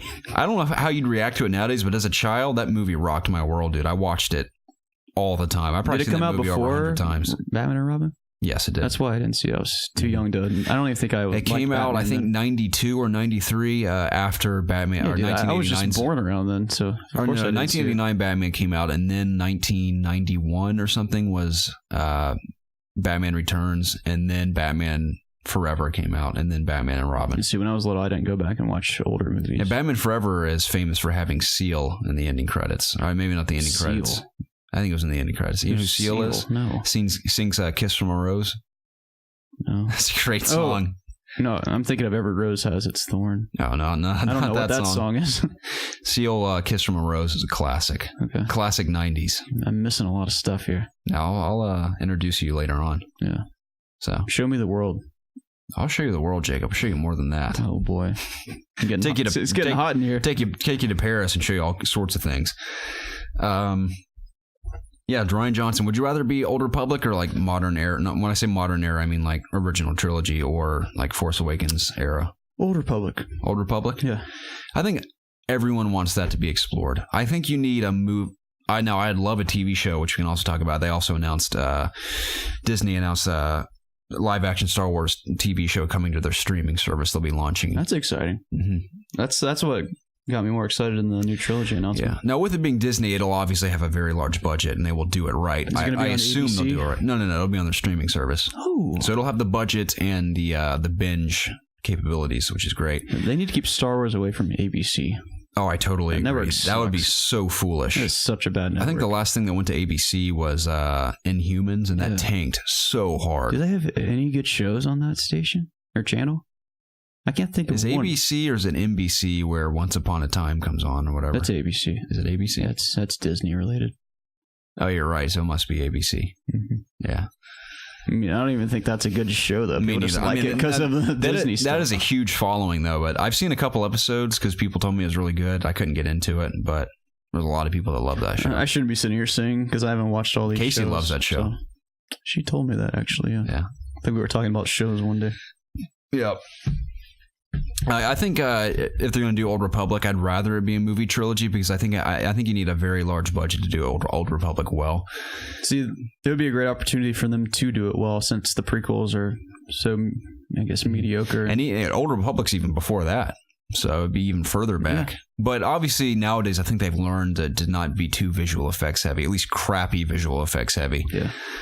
So, I mean, those movies practically look like a cartoon these days. It's so bad. Especially like the battle on Naboo. Yeah, I mean, that's the thing. Those movies are truly victims of their time because that was when they're like, man, obviously visual effects were the future, but they just weren't quite there yet. Now, during that time, it's like, I don't know how I felt. I mean, I was a child, so I didn't really know any better. I thought they looked good back then. I mean, when I was a kid, I was convinced. I'm like, that's the realest thing I've ever seen. Yeah. I mean, you see how far we've come. And even today, it's not perfect. But I think Blade Runner 2049, for example, is an excellent example of how great visual effects and how effective they can be. Mm-hmm. Whereas you go back and see Phantom Menace and stuff, I'm like, this is atrocious how bad it looks. So I think they've learned that lesson easily. Yep. So whether it be the TV show or Rian Johnson's trilogy, I think it will be done well. I hope he does a good job. As do I now. They wouldn't have entrusted him in this unless they were confident. Right. So. And I think Disney's more than aware of how big Star Wars is. Because, for example, I told you I watched the latest Pirates of the Caribbean on a plane not too long ago, and that movie sucked so much, dude. I couldn't believe how bad it sucked. And I tried to get into it, dude. I just could not do it. I hated it. I'm pretty sure I saw it too, and it was just okay. I hated it so much. I thought it was much better than the last one. But the visual effects in that were awful too. They were, yeah. So I was like, I can't. And it was a Disney movie. I was so disappointed. I was like, how would Disney release something this bad? I mean, I know Disney's not flawless, but more often than not, they put out really great stuff. So that was a huge disappointment. Trying to buy everyone up now, apparently.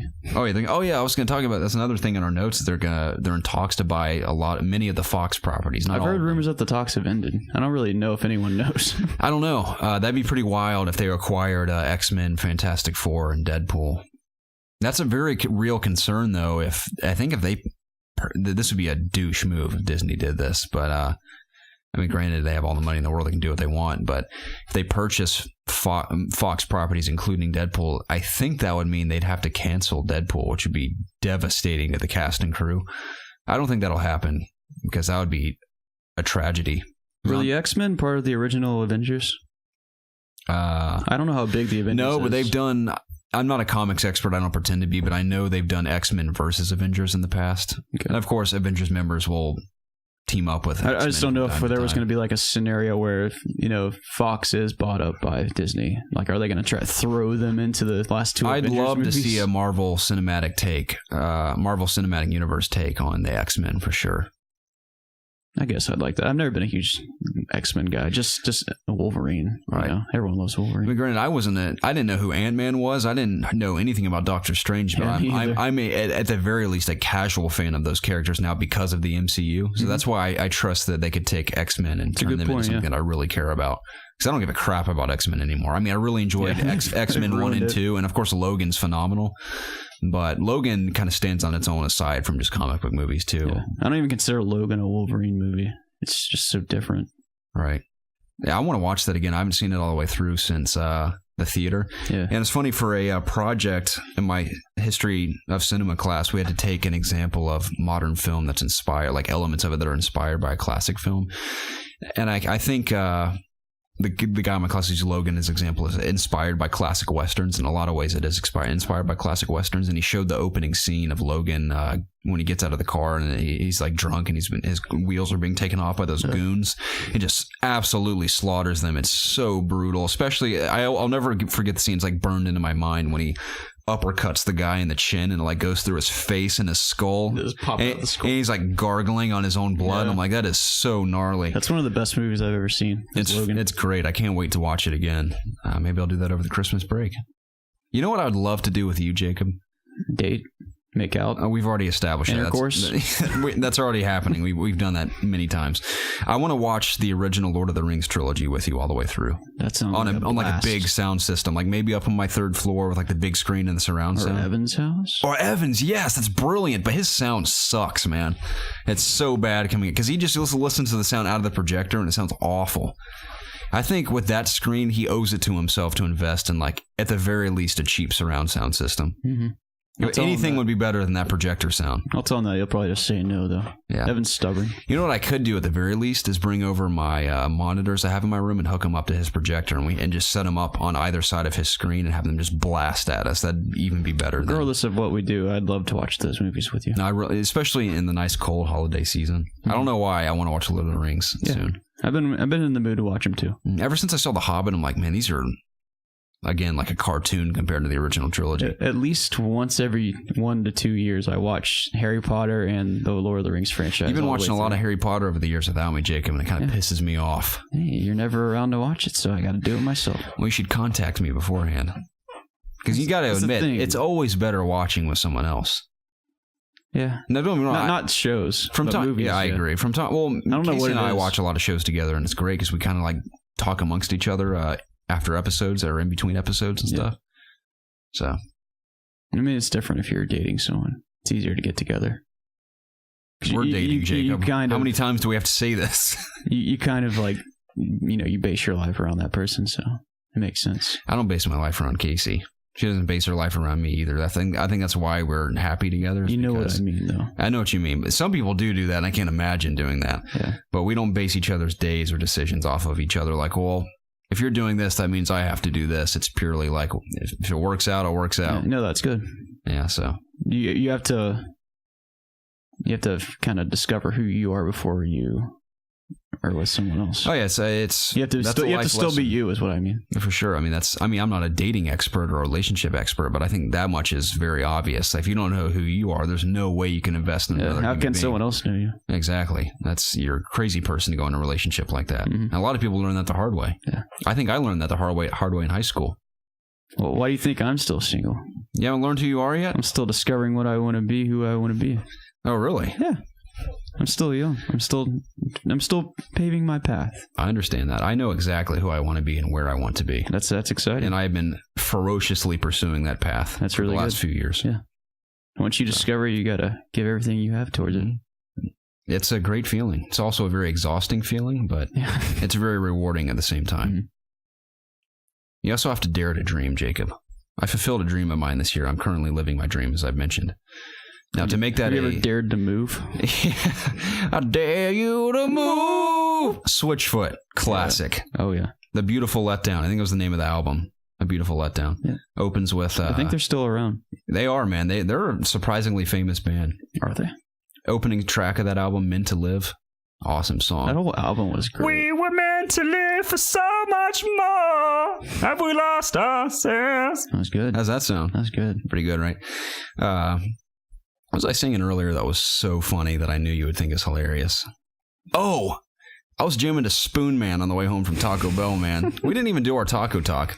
We were like, we talked about it. Here, we'll do taco talk real quick. I know I've said this before, and I don't know how they keep doing it, but today was the best Taco Bell I've ever had. At that specific Taco Bell, our local one. I've had better Taco Bell at different locations, but this Taco Bell, it was the very best it has ever been. Whoever was back there in the kitchen, man, they made our meals with love. It was perfect. Every bite was flawless. I had a very good Crunch Wrap Supreme. You did. I was telling you, it's a very underrated item at Taco Bell. I feel like everything is I feel like it gets overlooked in terms of everything else. Maybe it's not the most exciting thing, but it has so much packed into that little hexagon. Right, but then you start talking shit about the tomatoes in it. Yeah, I did. But that's just because I'm not a big tomato guy. Mm-hmm. I think the tomatoes, they complement the rest of it very well. I wouldn't order it without the tomatoes. That's what I'm trying to say. You wouldn't order it without the tomatoes, but you still don't like them very much? No. So you like them just enough to still get them. It's a constant battle I always have with myself. That's very interesting. I've been getting the, the fiery cheesy gordita crunch without lettuce recently, because every time they put lettuce on it, the lettuce is like dead and gross. Now, if you get it with some fresh lettuce... if you put lettuce on something that's like wet or soggy, then it's going to make the lettuce that way too. Not immediately, though. Over time, yes. But if it's put on there and immediately given to you, then it should be great. True. But the past few times have been a little soggy for my taste. It's like eating wet grass. Yeah. So I was like, I'm going to pass on the lettuce for a while. You're no donkey. It's very good. But I had the classic steak quesadilla minus the creamy jalapeno. I've had it, man. I've said it before. I'm done with that sauce. I like the taste, but it ruins the quesadilla for me. I know that's blasphemy to Preston. Yeah, I agree. I don't think that sauce is that great. It just makes it soggy and nasty. I completely agree, Garrett. You can appreciate the cheese more, the steak more, and every meaty bite. The sauce isn't that great. It's delicious. Taco Bell needs to realize that. Preston needs to realize that. Preston needs to wake up. He also needs to realize that Horizon's a better game than Zelda. He does. I hope he's listening right now. I hope he's pissed off. I hope he's hanging a TV at work, and I hope he throws it across the room. Zelda Breath of the Empty World. You can say that again. No, Zelda's great. It is phenomenal. It's fine. What were we talking about? Taco talk. Like I mentioned, I had the fiery cheesy gordita. I only got like one thing. I got my nachos. Every meal at Taco Bell has got to be with those nachos, man. They make it 10 times better. Say I'm wrong. You're wrong. That's not. You have never tried the nachos. You know what I do? Have you ever bought the nachos before? I have not. You don't even know? I've received them accidentally. I'll order a quesadilla and they'll randomly give me nachos and salsa with it every now and then. They gave you salsa. Yeah. I didn't even know they had salsa. Yeah, it's better than the cheese, or the cheese is better than the salsa. They really have salsa there? They do. Mm-hmm. What did they put it on? The nachos, I guess. That's true. They have like those nachos that they pre-make. Mm-hmm. Okay. I have a cheesy roll-up instead. There's nothing. Those are good. Nothing quite like just a tortilla, a soft tortilla filled with melted cheese. They're not good when it sits for a while. Just like, cheese is better when it's really hot, obviously. And kind of stringy. Yeah. Mm-hmm. That's when it's best. Yes, they're phenomenal like that. So it was delicious. I enjoyed every bite. I hope some of you out there are enjoying Taco Bell as we speak. It'd be a great honor. I'm sure you're enjoying it. We need to hurry. You got to get back. Is the Falcons playing today? Yeah. You still care about watching the Falcons? They suck ass this year. I love the Falcons, but they do suck ass, dude. You love them that much to leave me sitting here alone at this table? Mm-hmm. That's depressing, Jacob. Let's go. What else do we got? We talked about the TV show potentially being Old Republic, maybe. I don't know what the TV show would be, but I'm excited for it. I've been wanting a live-action Star Wars series for a while. The Ninja Turtles, the Atom, and some other girl, I didn't know who she was, I forgot who it was, were announced for Injustice 2. I saw that. Cool trailer, but even cooler than the trailer was the live reaction from the crowd where they debuted that trailer. Have you seen that video? Yeah. I love live reactions to stuff like that. Everyone freaking out. It's great. It's pretty. Do you play just as one of them? I think you play as all four of them. That's insane. Isn't that weird? Yeah. I think you just swap. They probably each have their own sort of skill set that do different things. So I think that's pretty unique. Yeah, I wonder if you just control one, then you swap them out or something. Right. Maybe depending on which moves you do, they kind of like hop in and out. Yeah. It seems like a lot going on. That's going to be complicated. I don't know. I'm excited to see them in action, though. I love how they look like the classic 90s Turtles, too. That's awesome. In Heroes of the Storm, the Blizzard MOBA, there's this character that you can only play. It's a 2-player character. So you have to play with someone else. And I think it's on this. I don't think it's on the same. It doesn't have to be on the same keyboard, but it's kind of an interesting concept. Just to that is pretty unique. More than just one thing to control. Right. That's cool. Yeah. I will not be going back to Injustice 2, but I love watching people play it. I was over at Evans Friday night, and there was a Injustice 2 esports tournament on TV. On TV? He just turned it on the TV, and it was on. I was wow. Like, what? I was watching some guy get his ass kicked using Batman. He was using Batman? Yeah. Who was the other guy using? He was, I think, Flash, I believe. Nice. Maybe not. I don't know. Have you heard about the initial reactions, not reviews, but reactions to Justice League? They all pretty much say the same thing. They all say, it's pretty good. It has some issues, but it's overall really fun, and we're excited to see more of these characters. That's what everyone says. That's good, I guess. I've also heard people say there's some very bad visual effects in it.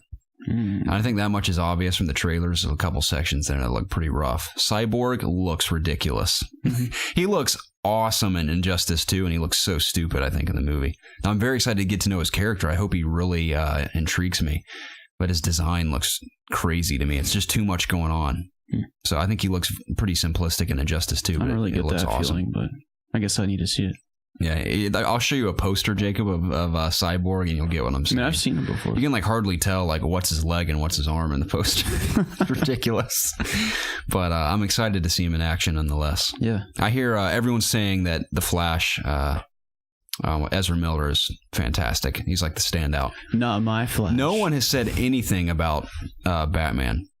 No one. To me, in the trailers, for the most part, Ben Affleck looks like he's just phoning it in. He looks like he's over being Batman. I think it's brought him more pain than pleasure because it's been. Hey, there's a lot of pain with Batman. It seems like it's been hell for him since the start. I mean, the only positive reception he's received is after Batman v Superman. Everyone's like, "Man, we were so wrong about you, Ben Affleck. You're awesome as Batman." But there's just been so much drama ever since he was Batman, whether it just be about DC in general or the standalone Batman film and the critical response to mostly every DC movie with the exception of Wonder Woman being pretty poor. They just need to start over. So I think he's like, F this, I'm out. They need to try again. That's my opinion. I think they're going to base Justice League success off of that. I think this is the final straw for DC before they can. Now, granted, Aquaman's already in production. Now, they'll probably wrap production soon. And they're still trying to get the Flash standalone movie, Flashpoint, off the ground. Yeah, maybe they do one of each of those and they're done. Everyone's predicting that if they're going to cycle Ben Affleck out of the DCEU, which this is random, but DC claims that they haven't even established their universe yet. They don't even have a name for it. That's like their excuse for not connecting a ton of things, I guess, for now. But if they're going to cycle Batman out, they might do it in Flashpoint. You know what Flashpoint is, right? Yeah, you've seen the Flash TV show. I mean, they did it very simply in the Flash TV show, but it could potentially replace Ben Affleck as Batman with someone else. See, that would be a clever way of doing everything. Yeah, I mean, I love Ben Affleck. Change how the movies are shot too, like change the whole theme of the series. Exactly, you can completely change the look and everything. Because Flashpoint gives you that opportunity to completely change everything. So, okay. I do think Gal Gadot. I used to think it was Gal Gadot, and then she says Gal Gadot. I think that's the white American man's way of pronouncing it. She does it very. I think she's from Israel, if I'm not mistaken. She does it very fluently, and it sounds way cooler when she says it, but I can't say it right. Gal Gadot. Gal Gadot. Gal Gadot. Gal Gadot. Diagonally. That Wonder Woman, Gal Gadot, she killed it. I hear she's great. I hear Aquaman is awesome, really? Especially the Flash. Yeah, he's the one I was most speculative about. Is that a word? Speculative? Skeptical? Skeptical, yeah. I hear they're the three standouts. No one has said a word about Batman. Is Henry Cavill?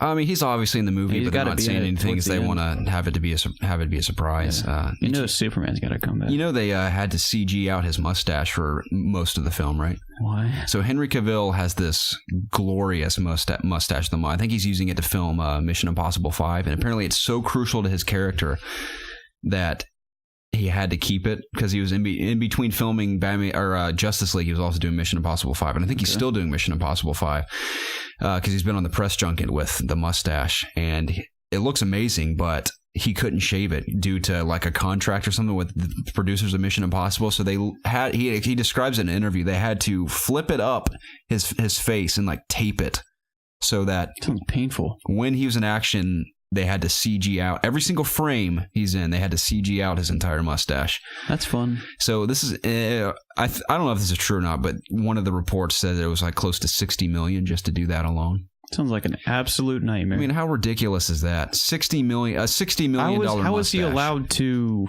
shoot this other movie with this?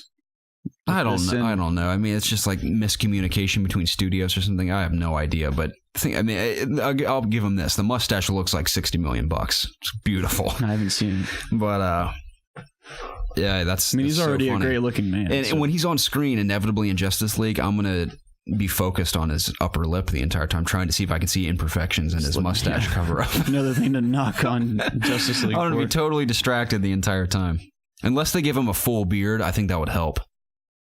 Because that's not Superman. And I don't know if in every version, but I think in the original Death of Superman, when he resurrects, he's in the black suit and he has like a long black hair. I think it'd be cool because I think Henry Cavill looks pretty good with a beard. I think it'd be cool to see Superman with a beard and long hair when he resurrects in the black suit. Yeah, that'd be badass. Okay, I miss my long hair, man. You're getting there, growing it back out slowly but surely. It's quite a journey. So, what were we talking about before all of this crap? Justice League. Yeah. Injustice? Random Justice League responded. Mostly positive. No one's really been full-on negative about it yet. We'll wait to see what the full-on reviews are. I thought it was going to be a knockout of the park. Really? I just had a feeling, yeah. No, I thought this is where they would turn it around. It looks exactly how the initial reactions are responding to it. Okay. To me, it looks like maybe a 7 out of 10. I think across the board, it's going to be between 6 to 7 out of 10. That's my prediction. We'll see if I'm wrong, Jacob. Okay. I think that brings us to community. Oh, no. One more thing. Wild West Online. This comes from Reese Pugastu of nerdmuch.com. Quote, Wild West Online is going into early access on Steam come November 15th, Jacob. That is Wednesday of this week. Also my last day of the school quarter. This version will include 100 quests, 20 different guns, and 2 public events, the Artifact Hunt and the Golden Road. You'll be able to wander around the large and varied landscape of the game with plenty of other players and NPCs. Once you're done exploring, however, there's plenty to do besides the quests. You can take up hunting, mining for gold, and PvP combat. I mentioned that because we have PCs now, and I want to see what Wild West Online is all about in early access. Okay. It intrigues me, Jacob. Now, will Rockstar come along with Red Dead Redemption 2 and have Red Dead Redemption Online and blow it out of the water? Probably. Inevitably, yes. But until then, I want to dabble in Wild West Online because I love me some cowboys and the Wild West, and I'd love to go out there on my horse, do some hunting, do some fishing. You're a cowboy. A cowboy. Bam. Great song. Oh, yeah, the song I was singing on the way home from T-Bell before we did talk. Spoon Man. Yeah, Spoon Man. Yeah, you said. I jammed the F out to Spoon Man. Somehow Spoon Man came to mind. And that song is just so funny, but so awesome at the same time. Spoon Man! Great. It's great. Amazing rock and roll riff in that song, too. Mm-hmm. It's a good song. So I jammed to that, and then for some reason, that reminded me of Red Hot Chili Peppers. So I listened to a couple Red Hot Chili Pepper songs, and specifically Danny California. Now, I understand that's the most mainstream Red Hot Chili Pepper song. I wouldn't call myself a Red Hot Chili Peppers fan. I really enjoy their music, but I don't know it well enough to call myself a fan. Danny California, that song kicks ass, too. What does Danny mean? I have no idea. Like I know it's short for a name. I'm sure it's a very obvious explanation, but I have no clue. I think it means... I know it means something. It has to. It can't just be like Daniel, California. Danny's short for Danielle. Or just Daniel. Or Daniel, you're right, yeah. Daniel, California. Robert. That could be a There's name. only one California, and his name is Robert California. What a great character. He is an incredible television character. Did you know, Jacob, that you can't see California without Marlon Brando's eyes? No. It's a known fact, according to Slipknot. Oh. It's from a song called Eyeless, off their debut record. Self-titled record. I don't really care. How does that make you feel? Loved that record when I was in middle school. Still admire it today.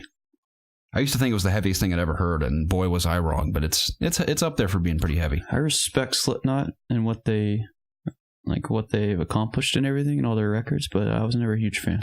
I understand that completely. I was more. I like a couple of their songs. Same with me. I like a handful of songs off of most of their albums. Not so much their more recent stuff, but self-titled, Iowa, Subliminal, Verses, and even a couple off of All Hope Is Gone. I like them. So if I had to pick a favorite Slipknot album, I'd probably go with either Iowa or Subliminal Verses. See, I don't even know any of the albums. It's very hard. I mean, I was really into Slipknot in middle school. I won't go into too much of that. It's pointless right now. Maybe on an Ask IOG episode. But that brings us to community questions, Jacob. Thank you to each and every one of you who sent us questions this week. So excited to get into these. As always, they are wonderful. That's my word of this podcast. What does that smell like to you? Nothing? Yeah, I don't. Jacob's currently sniffing the candle on our table in case you guys are listening to the podcast.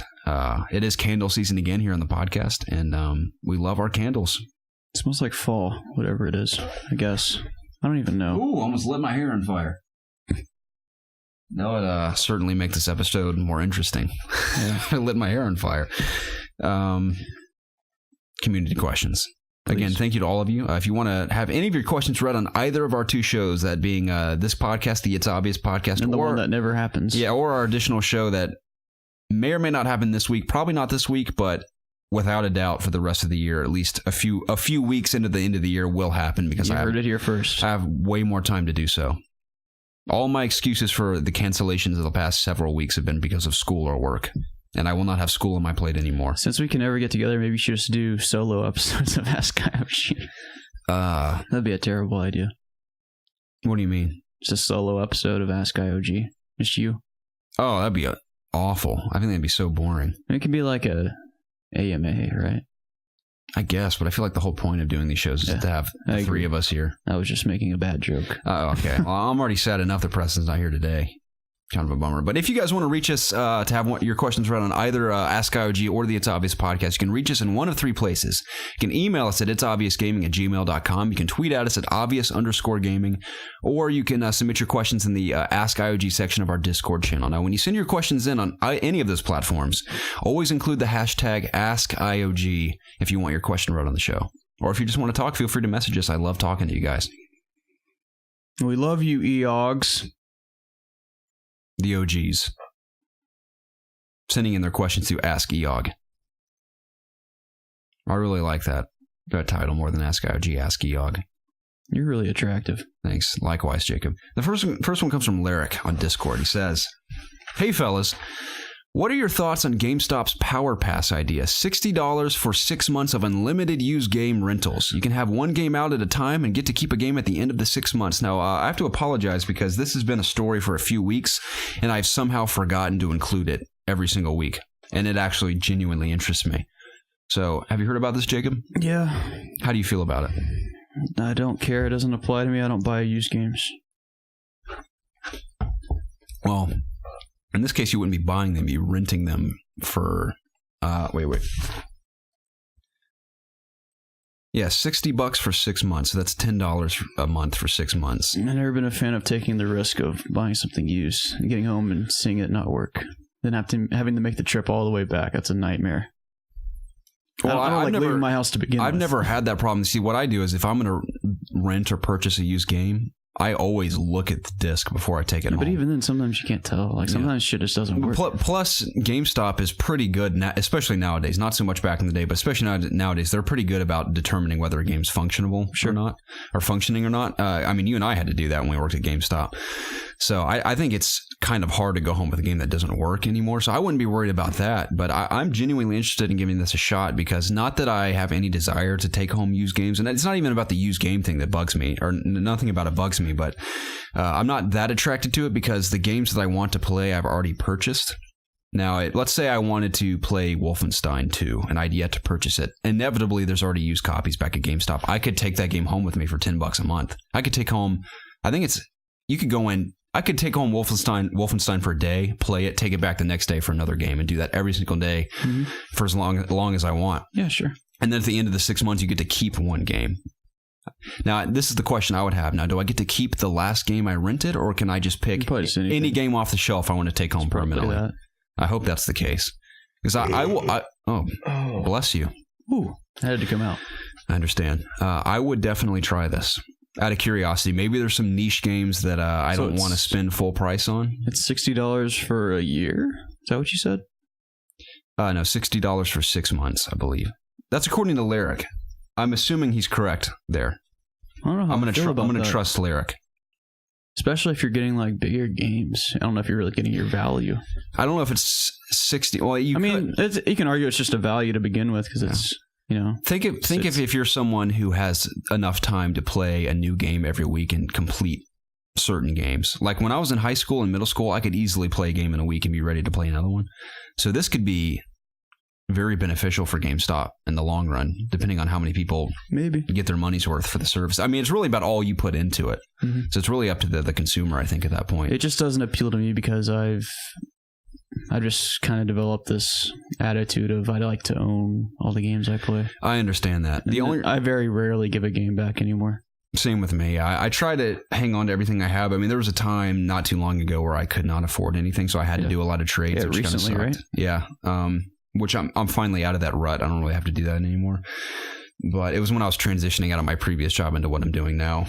But I think, like I said, for niche titles that I'm like, I don't know if I want to throw down. I mean, if it's like a $20 game, I don't really mind. But if it's like a $60 game, then I'm like, I don't know if I'm going to like this or not. Even if I want to form my own opinion about a certain game, maybe I would use the Power Pass to give it a shot. I try it for a couple days, not into it, take it back. No harm done. Yeah, I think I'm almost on the verge of doing all digital now. Mm-hmm. I don't see the point of putting in the effort to go get a game at GameStop and drag it back because I'm losing out on time I could be playing. Yeah, digital is very convenient. It's been there for I never times. Like take a game to a friend's house anymore. Right. So I mean, I have digital versions of Assassin's Creed and Destiny. Did I tell you I deleted Destiny 2 off my PS4? No. Yeah, I just deleted it. You might have mentioned that. Just got rid of it. I was like, I'm not going back to this. Goodbye. Yeah. If I went back to Destiny, it would be on PC, which is not looking too likely anytime soon. It does. It is very nice on PC. That's wonderful. I'll give it that. Oh, gosh, I said wonderful again. But I might try Power Pass if or when it happens. I'd have to read up on it again, but it has my interest for sure. Yeah, the only reason I know about it is because of an email. I always get emails from GameStop. Mm-hmm. Yeah, I can't believe I forgot to talk about this for 2 weeks straight. I don't think it's a big deal. It's not huge, but I think it's worth mentioning for sure. Because, GameStop's trying to stay relevant. I think this is the closest thing they can get to like being a Netflix type service. Sure. Even though you have to go into the store and physically take it home. I wish their reward system was kind of like I don't know what Best Buy does or something where they give you discounts on games. Like They give you points. GameStop does, and you can use them to buy. You can use them to buy games in the future, I guess. I mean, pro members get a slight discount. I think it's like $2 or $3. It's very it's pretty slim. It is. I think I've saved you always get like your receipt that tells you how much you saved. Then I think if you go on the website, it'll tell you how much you saved total or yearly. Right. But it's never that much. Mm-hmm. It's not like $10 off like I think Best Buy does or something. I don't know what they do. I just know it's a better system. Or people, Preston claims the Best Buy system's awesome. Yeah. Almost said wonderful. I've been close to signing up for it. Jacob, I'm literally delirious. I know people throw that word around lightly, but I think I'm truly delirious at the moment. Additionally, I have to violently defecate. I went twice this morning. Did you?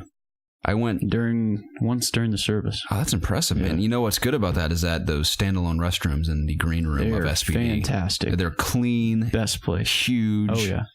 There wasn't any soap in there, though. That's a shame. Yeah. You could use some like air freshener or something in your hands. I mean, they had lotion. Yeah, they have everything you need in there to pamper yourself. I've noticed lotion, like hairspray. Very nice paper towels too. Oh yeah, they suck nice up so much water. Yeah, I love those bathrooms. Mm-hmm. They're great. What were we talking about right before that? Oh, we were talking about pooping naturally. My butt hurts too. I've been in the seat too long. They're terrible chairs. That's the first thing we need to invest in. If we ever make money off this YouTube channel, we need to invest in nicer chairs. Nicer everything, really. The mics are fine. I think we need to invest in a nice soundboard. That's the first thing. Our soundboard is awful, dude. It is so bad. I'm sure some of you have noticed the imperfections in our audio. They're very subtle, I but doubt they have. When you notice them, you can't unhear them, and they are rough, man. And it's not our mics, it's in our cables. I've tested everything. It's our crappy mixer. And to get a decent one, it's quite expensive. So we're hoping to invest in a new one pretty soon, because this audio, I'm glad some of you out there think it's great audio, but this is nothing compared to what it could be. So, and I strive to have a great audio. It's very important to me. So last week's episode specifically, man, made me cringe. I thought it sounded awful.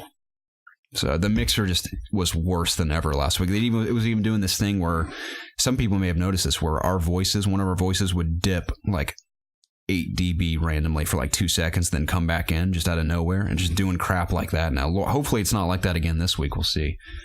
But that's our first priority. That's way off topic as usual. This podcast is all over the place. I apologize. Yeah, we've been everywhere. That's mostly because I'm so tired, and not really anything noteworthy in the news happened this week other than EA purchasing Respawn. So whatever. We have some exciting episodes coming up, though. We will predict. Maybe we'll do a final prediction for what we'll see at PSX. We'll have a PSX reactions episode. We'll do a big prediction for Game Awards, and we'll have a reactions episode to that. And then, of course, towards the end of the year, we'll have our giant Game of the Year. It's Obvious Gaming Awards. It'll be a big event this hoopla. Year. It'll be a big hoopla because there's so many things to go over. And I want us to have multiple categories this year. Okay. I think it'd be great. Garrett Essman writes in. He and I share the same name. He even spells it the same way I do. You want to hear something hilarious?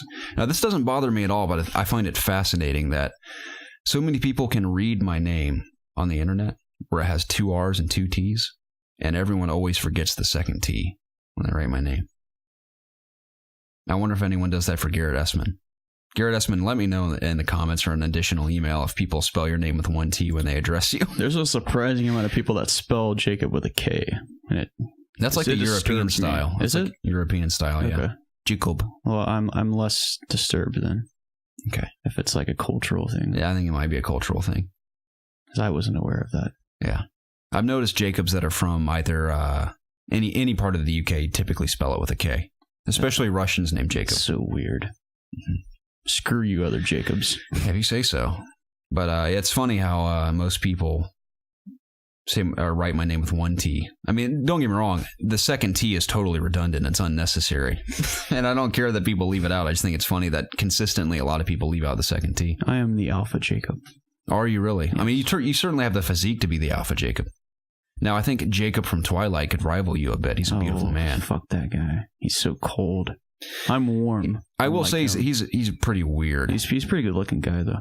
Oh, yeah. Taylor Lautner. I think he has me beat in the looks department. I think Taylor Lautner can be pretty funny. I hear he's great in that show called Scream Queens with Emma Roberts. I hear that show's pretty funny. Yeah, it also has what's his name? I wasn't aware that he was still getting work.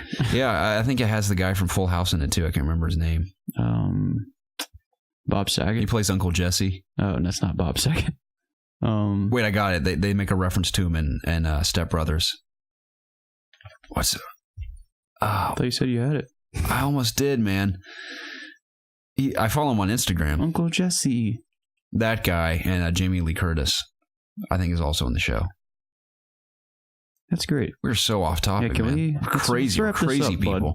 Garrett Essman says, how do you recommend I make personal connections with people who also enjoy playing the same games as me?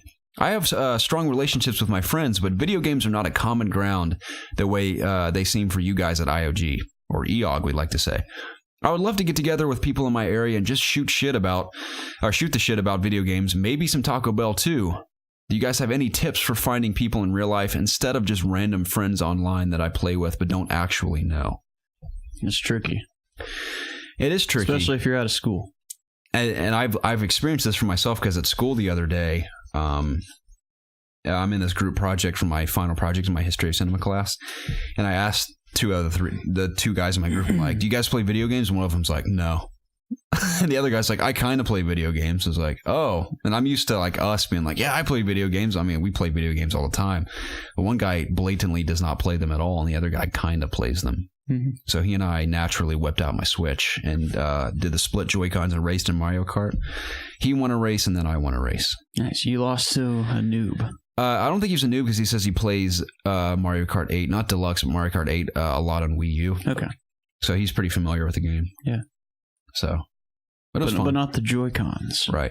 What's fun is finding other people. I mean, I know that sounds so cliche and obvious, but I think you really just got to ask around whenever you meet people. Yeah. So, I mean, that's really the only explanation I definitely got to get out of your comfort zone. Mm-hmm. I think that's obvious. Stand on top of a table in a public area and just scream through a megaphone. Attention!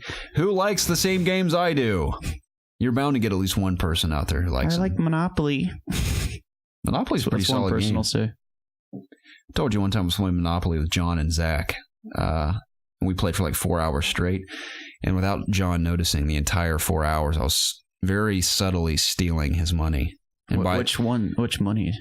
Like the big bills? All of the bills, like over time, so that they all evened out over time. And he was even realizing, like, how am I losing so much money? I don't feel like I'm spending this much money. He was too clueless to realize I'd been stealing from him the entire game. I was getting richer and richer and richer because he would just not pay attention. You sleazebag. I'd steal like a couple $100 every 10 minutes or so. You sleazebag. And he lost. You son of a bitch. He lost out because I ended up stealing most of his money and he didn't have enough to pay for his properties or whatever. Did you win? I didn't. I think we just quit because it's one of those games that just went on forever. Yeah. But John lost because I stole half his money. Yeah. So it always sucks when you're in a Monopoly game and you lose. You just have to sit there and just wait. Yeah, it takes forever. Or just leave the room. Yeah. Mm-hmm. But yeah, I think it's just really as simple as asking around. Yep. Like I did at school the other day. I found one guy that kind of plays video games, and we played some Mario Kart. Yeah. God bless the Switch, man. But Garrett Essman, I wish you luck in your journey of finding friends online. But you can be friends with us online. I know that's not ideal because you want to find people you know in real life as well. Hey, if you're good enough friends with someone you meet online, there's always the potential you'll want to meet in real life. I think about Zach's brother and his friend online, Clovis, Andy and Clovis. They're like best pals, and they've never met in person, but they met each other online, and they are absolutely hilarious when they play together. I do. Back in the day, I was like really good friends with this guy named Dwight on WoW, and I played with him every day, dude, in high school. I mean, obviously now we've kind of fallen off, but I'm still friends with him on Battle.net. I might talk to him every once in a while. He was a really cool dude. He used to heal for like all the dungeon groups that I ran in. It was fun. That sounds exciting. Yeah. That might be a good question or topic one day, is just talk about friends you met online. I don't know if you guys have had that kind of connection like I did. I don't think I've ever had any consistent friends. I take that back. When I was doing stuff for Map Monkeys back in the day, a couple of those guys I played with a lot that shot all the videos before I had a capture card. And it's weird because like you envision them looking like their character because you never stop to think what they would look like in real life or how they actually are. And if you saw them, maybe your perception would change. Maybe. I was taller than Mr. Fruit and Dado by like a whole head. Well, I think Dado's over 6 foot. He was a lot shorter than me. Maybe he's not. Maybe I think they're both my height, probably. It's cool maybe meeting him, taller. Yeah. Super nice guys, like I said. Very nice of them to take the time to talk to me, too. Total nobody coming out of nowhere. Hey, guys. So you ever heard of COD Connected? Yeah. They asked who I was with. They were like, "Who are you with?" And I had to think about it for a second. I always forget at first. I'm like, I'm like COD Connected. It's obvious COD Connected. Whenever I say COD Connected, no one knows. Obviously, no one knows what I'm saying because it's kind of a weird. You don't really hear something called like that. Yeah. But I'm like, yeah, it's a Canadian company. I was like, I live in Atlanta, but I work for Canadians. And I was like, super nice guys though. And Mr. Fruit wished me luck on my test because I mentioned, I was like, yeah, I played Destiny today. I'm actually about to head home, but I've been studying for a test over there, like a big test I have coming up. He's like, oh, well, good luck on your test. I was like, I can picture. It's like, thank you, Mr. Fruit. Thank you, Mr. Fruit. Yeah. So I hope I pass that test. I do too. Who am I kidding? I'm going to pass that test, Jacob. I'm going to celebrate by seeing Thor Ragnarok on Thursday with Casey and Tucker. You want to see it with us Tucker. Thursday night, 9-ish. Ask me again in a couple days. I will. I might be working late. I don't know. Alrighty. Well, Garrett, best of luck to you in your journey, sir, of finding people who enjoy games. I mean, I wish I had a better answer than just to ask around more, but that's what I would do in that situation. It's tough. So, preferably you could find a woman that really likes games. That's when you hit the jackpot. Few and far between, it seems. Mm-hmm. I'm not saying women don't enjoy games, but I don't meet nearly as many girls who enjoy games as much as we do. Yeah. I know girls that casually enjoy games, but not as like to the extent that we enjoy them. Going back to WoW, there's this guy that streams a lot of WoW. He's called Bajira. He's a weightlifter too. Bajira, huh? Yeah. Check this guy out. He has a lifting stream. He has a gym in his garage. The dude works out on a live stream in his gym, and he talks to chat while he works out. Then he'll have like a separate stream like at night. Then he'll play WoW all night. And it's like the same people that watch him. Isn't that interesting? That's fascinating. Yeah. Man, raking in the dough, staying healthy and playing video games. Just making money while you work out. That's awesome, man. That's something what you I wish should I do, could Jacob. do. Yeah. Dude, you know what you should do? You should live stream one of your workout sessions one day. How would I do that? I don't work out at home. I would film it for you, dude. I would come with you to the gym and live stream your entire set, and people could watch you work out. And How could you do that? You could like talk about it the whole time. How would you be able to stream without it like a computer? You'd have to carry your laptop around. You can stream over Wi-Fi on your phone, I think. You're right. So that'd be a lot of work. We should see on Discord if anyone... I would do it if I had like my own gym at home. Or even the comments here, just let us know if you want to see Jacob do a workout. I mean, they do. I have those adjustable dumbbells upstairs that go to all kinds of different weights. You could use those. That's all we need, dude. Dumbbells? No. Okay. I need more than that. You can't be like a barbarian and work out with just your objects in your environment? No. Okay. If anyone wants to see a live stream of Jacob working out, let us know. That'd be great. I'd tune in if I wasn't part of this channel. Oh, I brought that up because he and his wife met over WoW, and they play a lot of WoW together. Did they have a WoW wedding? No. They had a normal wedding. In-game weddings fascinate me. Yeah. Ever seen the episode of Arby and the Chief where they crashed the wedding? It's one of the hardest times I've ever laughed at a video game video before. Yeah. It's like a machinima. Arby and the Chief was an excellent series. Arbiter? Yeah. Okay. Those were funny. But they crash a video game wedding at one point. It's hilarious. Who was getting married? It was a skit, like random people in the game. 2 Spartans were getting married. Josh Scriber says, "Hey guys, hope you're woke. You're woke.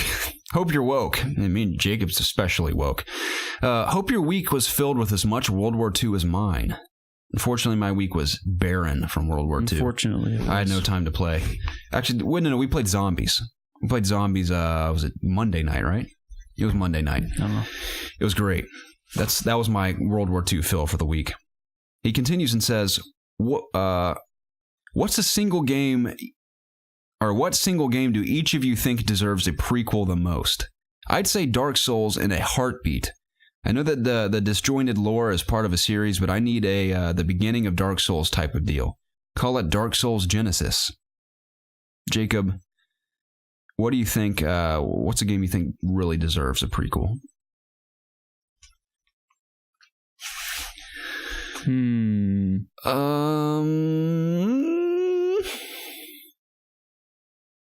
That's a tough one. Didn't we do this question not too long ago? I don't know if it was too long ago. I feel like we were talking about prequels not too long ago. I would say that I'd like to see a prequel to The Order. I'd also like to see a sequel to The Order, but I'm going to say prequel because we see the end of the, sort of like the breaking and the end of The Order. Like it's a cliffhanger. In 1886. But it kind of, the whole Order falls apart by the end of 1886. I'd like to see The Order in their prime before they fall apart. Okay. I think that'd be cool. I'm thinking in terms of story. I got one. Uncharted. I'd like to see a younger Drake when he was first starting to... So in between, like, when he's, like, in his 20s to from when he was a kid and he meets Sully? In between the teenagers, like, the 20 years to, like, the first game. Like, adolescence years. Yeah. That'd be kind of interesting. Maybe, like, his very first treasure hunt. That'd be cool. Yeah. Sure, I'd be up for that. We're going to get some prequel action in Last of Us 2, inevitably. Maybe. At least that's confirmed. That's the assumption. Yeah, if that truly is her mom, then maybe. I'm so bad at this, Jacob. I want to Hey, Destiny might not be a bad idea. They could finish this Destiny and, come back to it and make it an MMO. This should make... during the Golden Age. The first Golden Age. Okay. Yeah, that'd be kind of cool, I guess. Maybe they could make a... Although nothing was really threatening Earth at the time, so that wouldn't really make sense, I guess. Maybe there's a Guardian Civil War. Maybe. That'd be kind of interesting. I don't know. I didn't have time to think about this, so I'm just going to look around your room. That's what I do. I don't have nearly enough posters to fuel our imagination. I always think I do, but I don't. Oh, well, man. I'm going to stick with The Order for now. I think it's a story that would intrigue me. Yeah. Cool, dude. Matthew, thank you for your question, Josh, by the way. I'm sorry we don't have any better answers, but Dark Souls prequel sounds cool, I guess. I don't know how you would... Yeah, I don't know the story of Dark Souls. Me neither. So it would probably just confuse me more. But I'm sure I'd be into it. The first soul that was dark. That's what I want to see. The first dark soul. Matthew Durkin says... Howdy, gents. Y'all mentioned recently that the Omaha Beach scene from COD was a letdown compared to previous executions. At least I think y'all said something like that. Anyways, I watched a comparison of Medal of Honor Allied Assault to the new Call of Duty, and the conclusion was that the sound design from 16 years ago was far superior. It was loud, heard more screams of war terror, gunshots rang across the beach, etc. Besides Hans Zimmer's soundtrack from Modern Warfare 2, do you think COD has always lacked sound design / effects being up to par with critical gamers' expectations? I have no idea. I don't think it's ever been bad. I think Call of Duty has really great sound design. I think more often than not the weapons sound fantastic. But I think the reason why Call of Duty's sound design is overlooked is because games like Battlefield exist, and DICE's sound design is far superior to any of the Call of Duty games. And that's not to undermine the Call of Duty games. I think they're great, but Battlefield is so far beyond that. Battlefront and Battlefield are great. I was going to say most recently with Battlefront 2, even just playing the beta, that game sounds incredible. And that's another one of the reasons I'm excited for it. I mean, little things like that really play a huge role in immersing you into a game. Yeah.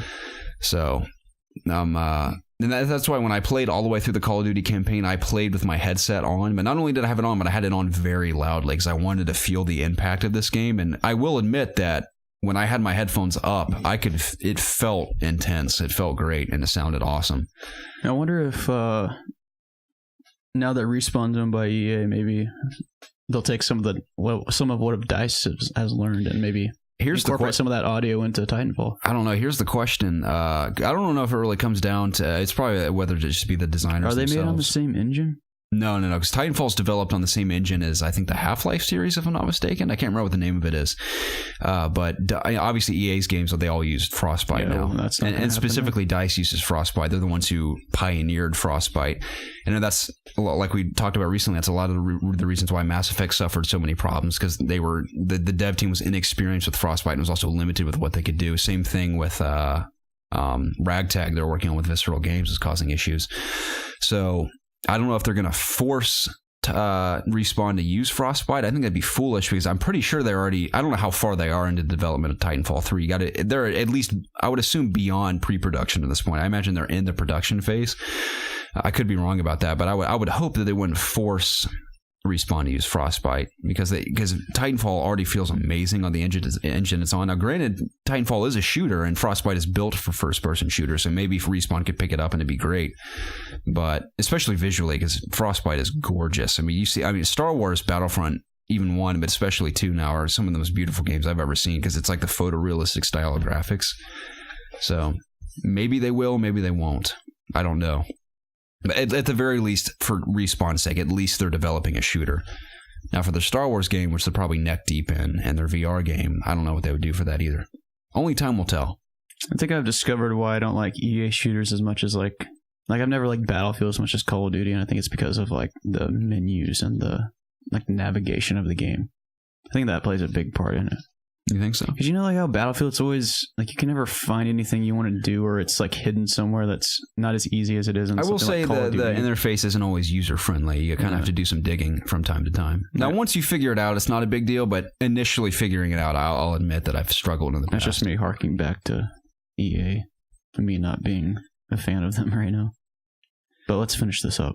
Okay. But I don't think Call of Duty has bad. I don't think it's.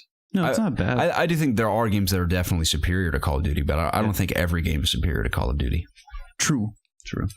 So, but speaking of that Medal of Honor Allied Assault mission, that one's pretty good. But the one that sticks out in my memory is this. I think that may have been Omaha, maybe it was Normandy, because I know there's the Omaha Beach invasion and there's Normandy, but I think Normandy was also in Frontline, Medal of Honor Frontline, because I know they also did an Allied Assault, which came after Frontline. I think it came after Frontline. Maybe it came before. I get all my Medal of Honors confused these days. But Frontline's D-Day mission is the one that I remember most. Now, I'd have to go back and watch that compared to Call of Duty's mission. But I watched the same video you're talking about, Matthew, and I didn't pay that. I think I just watched it for visuals because I was at work and I couldn't hear what I was watching. But visually, obviously, World War II has come a long way. I mean, that much is clear. But audibly, I'd have to listen to it fully to gauge my opinion on that. But I believe you. I mean, that's a possibility, so... I don't know. Sound design immerses you into games. Mm-hmm. I don't know how to pronounce this correctly. It says Gigalagaki. I think it's Gigalagaki. It says, "Ahoy, Brosidens, kings of the Broshan." The what? Oh, he says, "Ahoy, Brosidens, kings of the Broshan." How high? He says, "Tuning in from Australia here. Relatively new listener, loving the show and the Discord community." Well, Stop saying the name. Gigalagaki. Please forgive me for not botching your name, but we are so glad that you're among us and among the Discord community. We're very thankful to have you here. And thank you for your question. He says, "I need your help. I've just finished Persona 5 and I don't know what to do with my life now. How did you guys fill the gap between, or I'm saying this all wrong, Jacob. I can't speak. It says, how did you guys fill the gaping maw inside when your time with Persona 5 came to an end? And what games did you move on to next?" Jump into another narrative game. If you enjoyed that narrative so much. Like I've said, I'm gonna get back to Persona eventually. But I know the feeling of finishing a huge game and being like, well, what now? But thankfully, we are drowning in great games right now.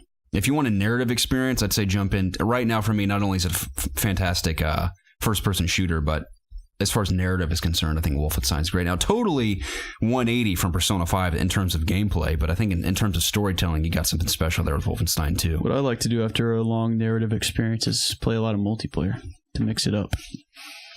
I feel you. Because it's not that I'm tired of it by the time I finish a big story game, but I just want something different, completely different that I'd enjoy. Yeah. Then when I'm sick of multiplayer getting pissed off and, I'm just ready to cool off and compose myself and explore a narrative, I'll jump back in. Mm-hmm.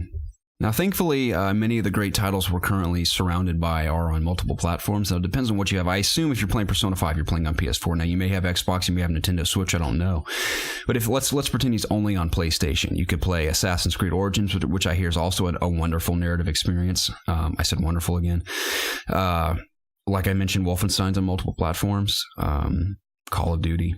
Call of Duty's I wouldn't say Call of Duty's bad, but it's not up there with Wolfenstein and Assassin's Creed so far. What else is out right now?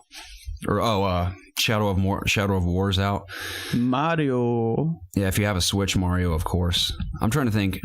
what would be available on PlayStation just in case. Super Mario Odyssey! Jacob, that was amazing. Holy crap. That was awesome. It was almost Mario for Halloween. That was fantastic. I didn't know you could do a Mario impression like that. I know you can do Toad. You want to do Toad for us real quick while you're at it? Yeah. Oh, God. Oh, my voice goofed squeaked. there. Okay, try it again. Yahoo! Yeah, that's pretty good. I can do Yoshi pretty good. Does Toad say anything else? It's like, oh, whoa. I know, I think the Toads are adorable in... Toads. Captain Toad. What are those Toad people called? Like mushroom people or something in the Mushroom Kingdom? What are they called? I think those guys are adorable. I don't know. I just know Toad. I know Captain Toad. That's it. Yoshi makes great. I haven't played a lot too. of Nintendo games. Like I played Mario Kart and Smash Bros on N64, but other than that, I haven't played a Mario game since Odyssey or any kind of Nintendo game for the most part. That's fascinating. I played Pokemon. That's about it. What a return it's been for you too, though. Yeah, it's great. Odyssey gave me a little taste of what I've been missing out all these years. I will say, Persona 5 though, I had been dabbling in Horizon at that time and Breath of the Wild. So if you have access to either of those, then I highly recommend them if you haven't already played them. Oh, yeah. Horizon especially. Oh, yeah. That's my biggest shout out for PlayStation 4 currently. Oh, yeah. Mm-hmm. If you haven't played Ratchet and Clank, excellent game as well. What else is on PS4? It just depends what kind of game he wants to play, right? Mm-hmm. I meant to tell you this. There's great games no matter what kind of genre you want to jump into right now. Speaking of Persona, I met a gentleman from GameSpot a couple trips ago to Seattle, and he was playing Persona 3 on Vita. And I was like, "Oh, you playing Persona over there?" And he as soon as I said Persona, he lit up, man. He went on and on about how much he loves Persona. Boy, do I have a story to tell you. It was great. I loved his enthusiasm because I love hearing about someone's passion for a video game because I share passions for many video games myself. And he said that Persona 5 was his entrance to the Persona series. He said he absolutely fell in love with it. He's like, well, I have to play Persona 4 now. And he says, I travel so much that I was like, I might as well pick up a Vita and play Persona 4. It's a good idea. If you really enjoyed 5, maybe you want to jump into the earlier ones. That's why I'm telling the story, because the story he told me he goes, now I love Persona 4 even more because of the characters. Wow. This is what he told me. He said, now he's on 3 now. He said he played 5. He says presentation-wise, he says 5 is his favorite. He says characters, 4 is his favorite. And he says story, 3 is his favorite. Wow. Isn't that crazy? He said now those 3 elements of those 3 games, that's what stands out to him most. And he says he's loved all of them. That's really cool. And he's working his way back. He's done 5, 4, he's on 3, which I imagine it's got to be tough because when you're going further back. I wouldn't say the games get worse because there's games that came out in the 80s that are probably better than some of the games that come out today. Yeah. But in terms of mechanics, certainly there are, and presentation, they could suffer a bit. But he says he loves them going back like that. So if you haven't already played 4 or 3, maybe give those a try. Yeah, I've played about between 40 and 60 hours of, or maybe it was 20 hours. I can't remember. Is 4 on the PS3, or is it just on the Vita? I think it's only I think it went from PS2 straight to Vita. I don't know if it made it to PS3 or not. Let us know in the comments below. That'd be a great port to PS4, I think. That'd be awesome. I don't know if a lot of people would buy it. Maybe. I also listened to Life Will Change from Persona 5 soundtrack on the way home from Atlanta last night at 2 a.m. The song kept me awake, man. Remind me which one that is. The song when you send out the letter to the people. Yeah, that one. That's probably the best song that came out this year in a game. I was gonna say when we do music awards, Persona 5 soundtrack has it for me, man. It's incredible. I'm telling you right now, it's gonna win. Yeah, that award. So many games have great music. Mario has great music. Horizon has great music. I hear Nier Automata's music is gorgeous. I need to listen to that myself. Is there a soundtrack award at the Game Awards on Keeley's show? I think there is a music award. I know there's sound design. Yeah, it bothers me because I think they bundle music and sound design together, and those are two entirely different entities to me. I don't know then. That annoyed me last year that they do that because Doom won it last year, right? Doom won, yeah. Because I think overall Doom deserved to win sound design and music, but sound design can be amazing in one game, and another game's music might be way better than the game with really great sound design. Yeah. So 2 completely different things. Mm-hmm. Like Battlefield 1's sound design to me should win best sound design. I think Battlefield 1 came out last year, didn't it? Yeah. Yeah, so that should have won best sound design in my opinion. But to each his own, I guess.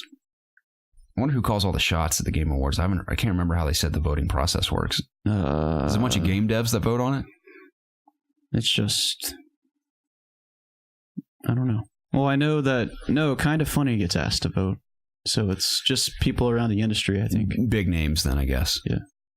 I mean, we get called every year, but we're like, we don't have time for the Game Awards. Leave us alone. Yeah, we're doing our own thing here. Yeah. So we do our own podcast, so we don't give our answers to the actual Game Awards. See, we actually put our answers out, then they kind of influence theirs, because we record the episode way in advance. Mm-hmm.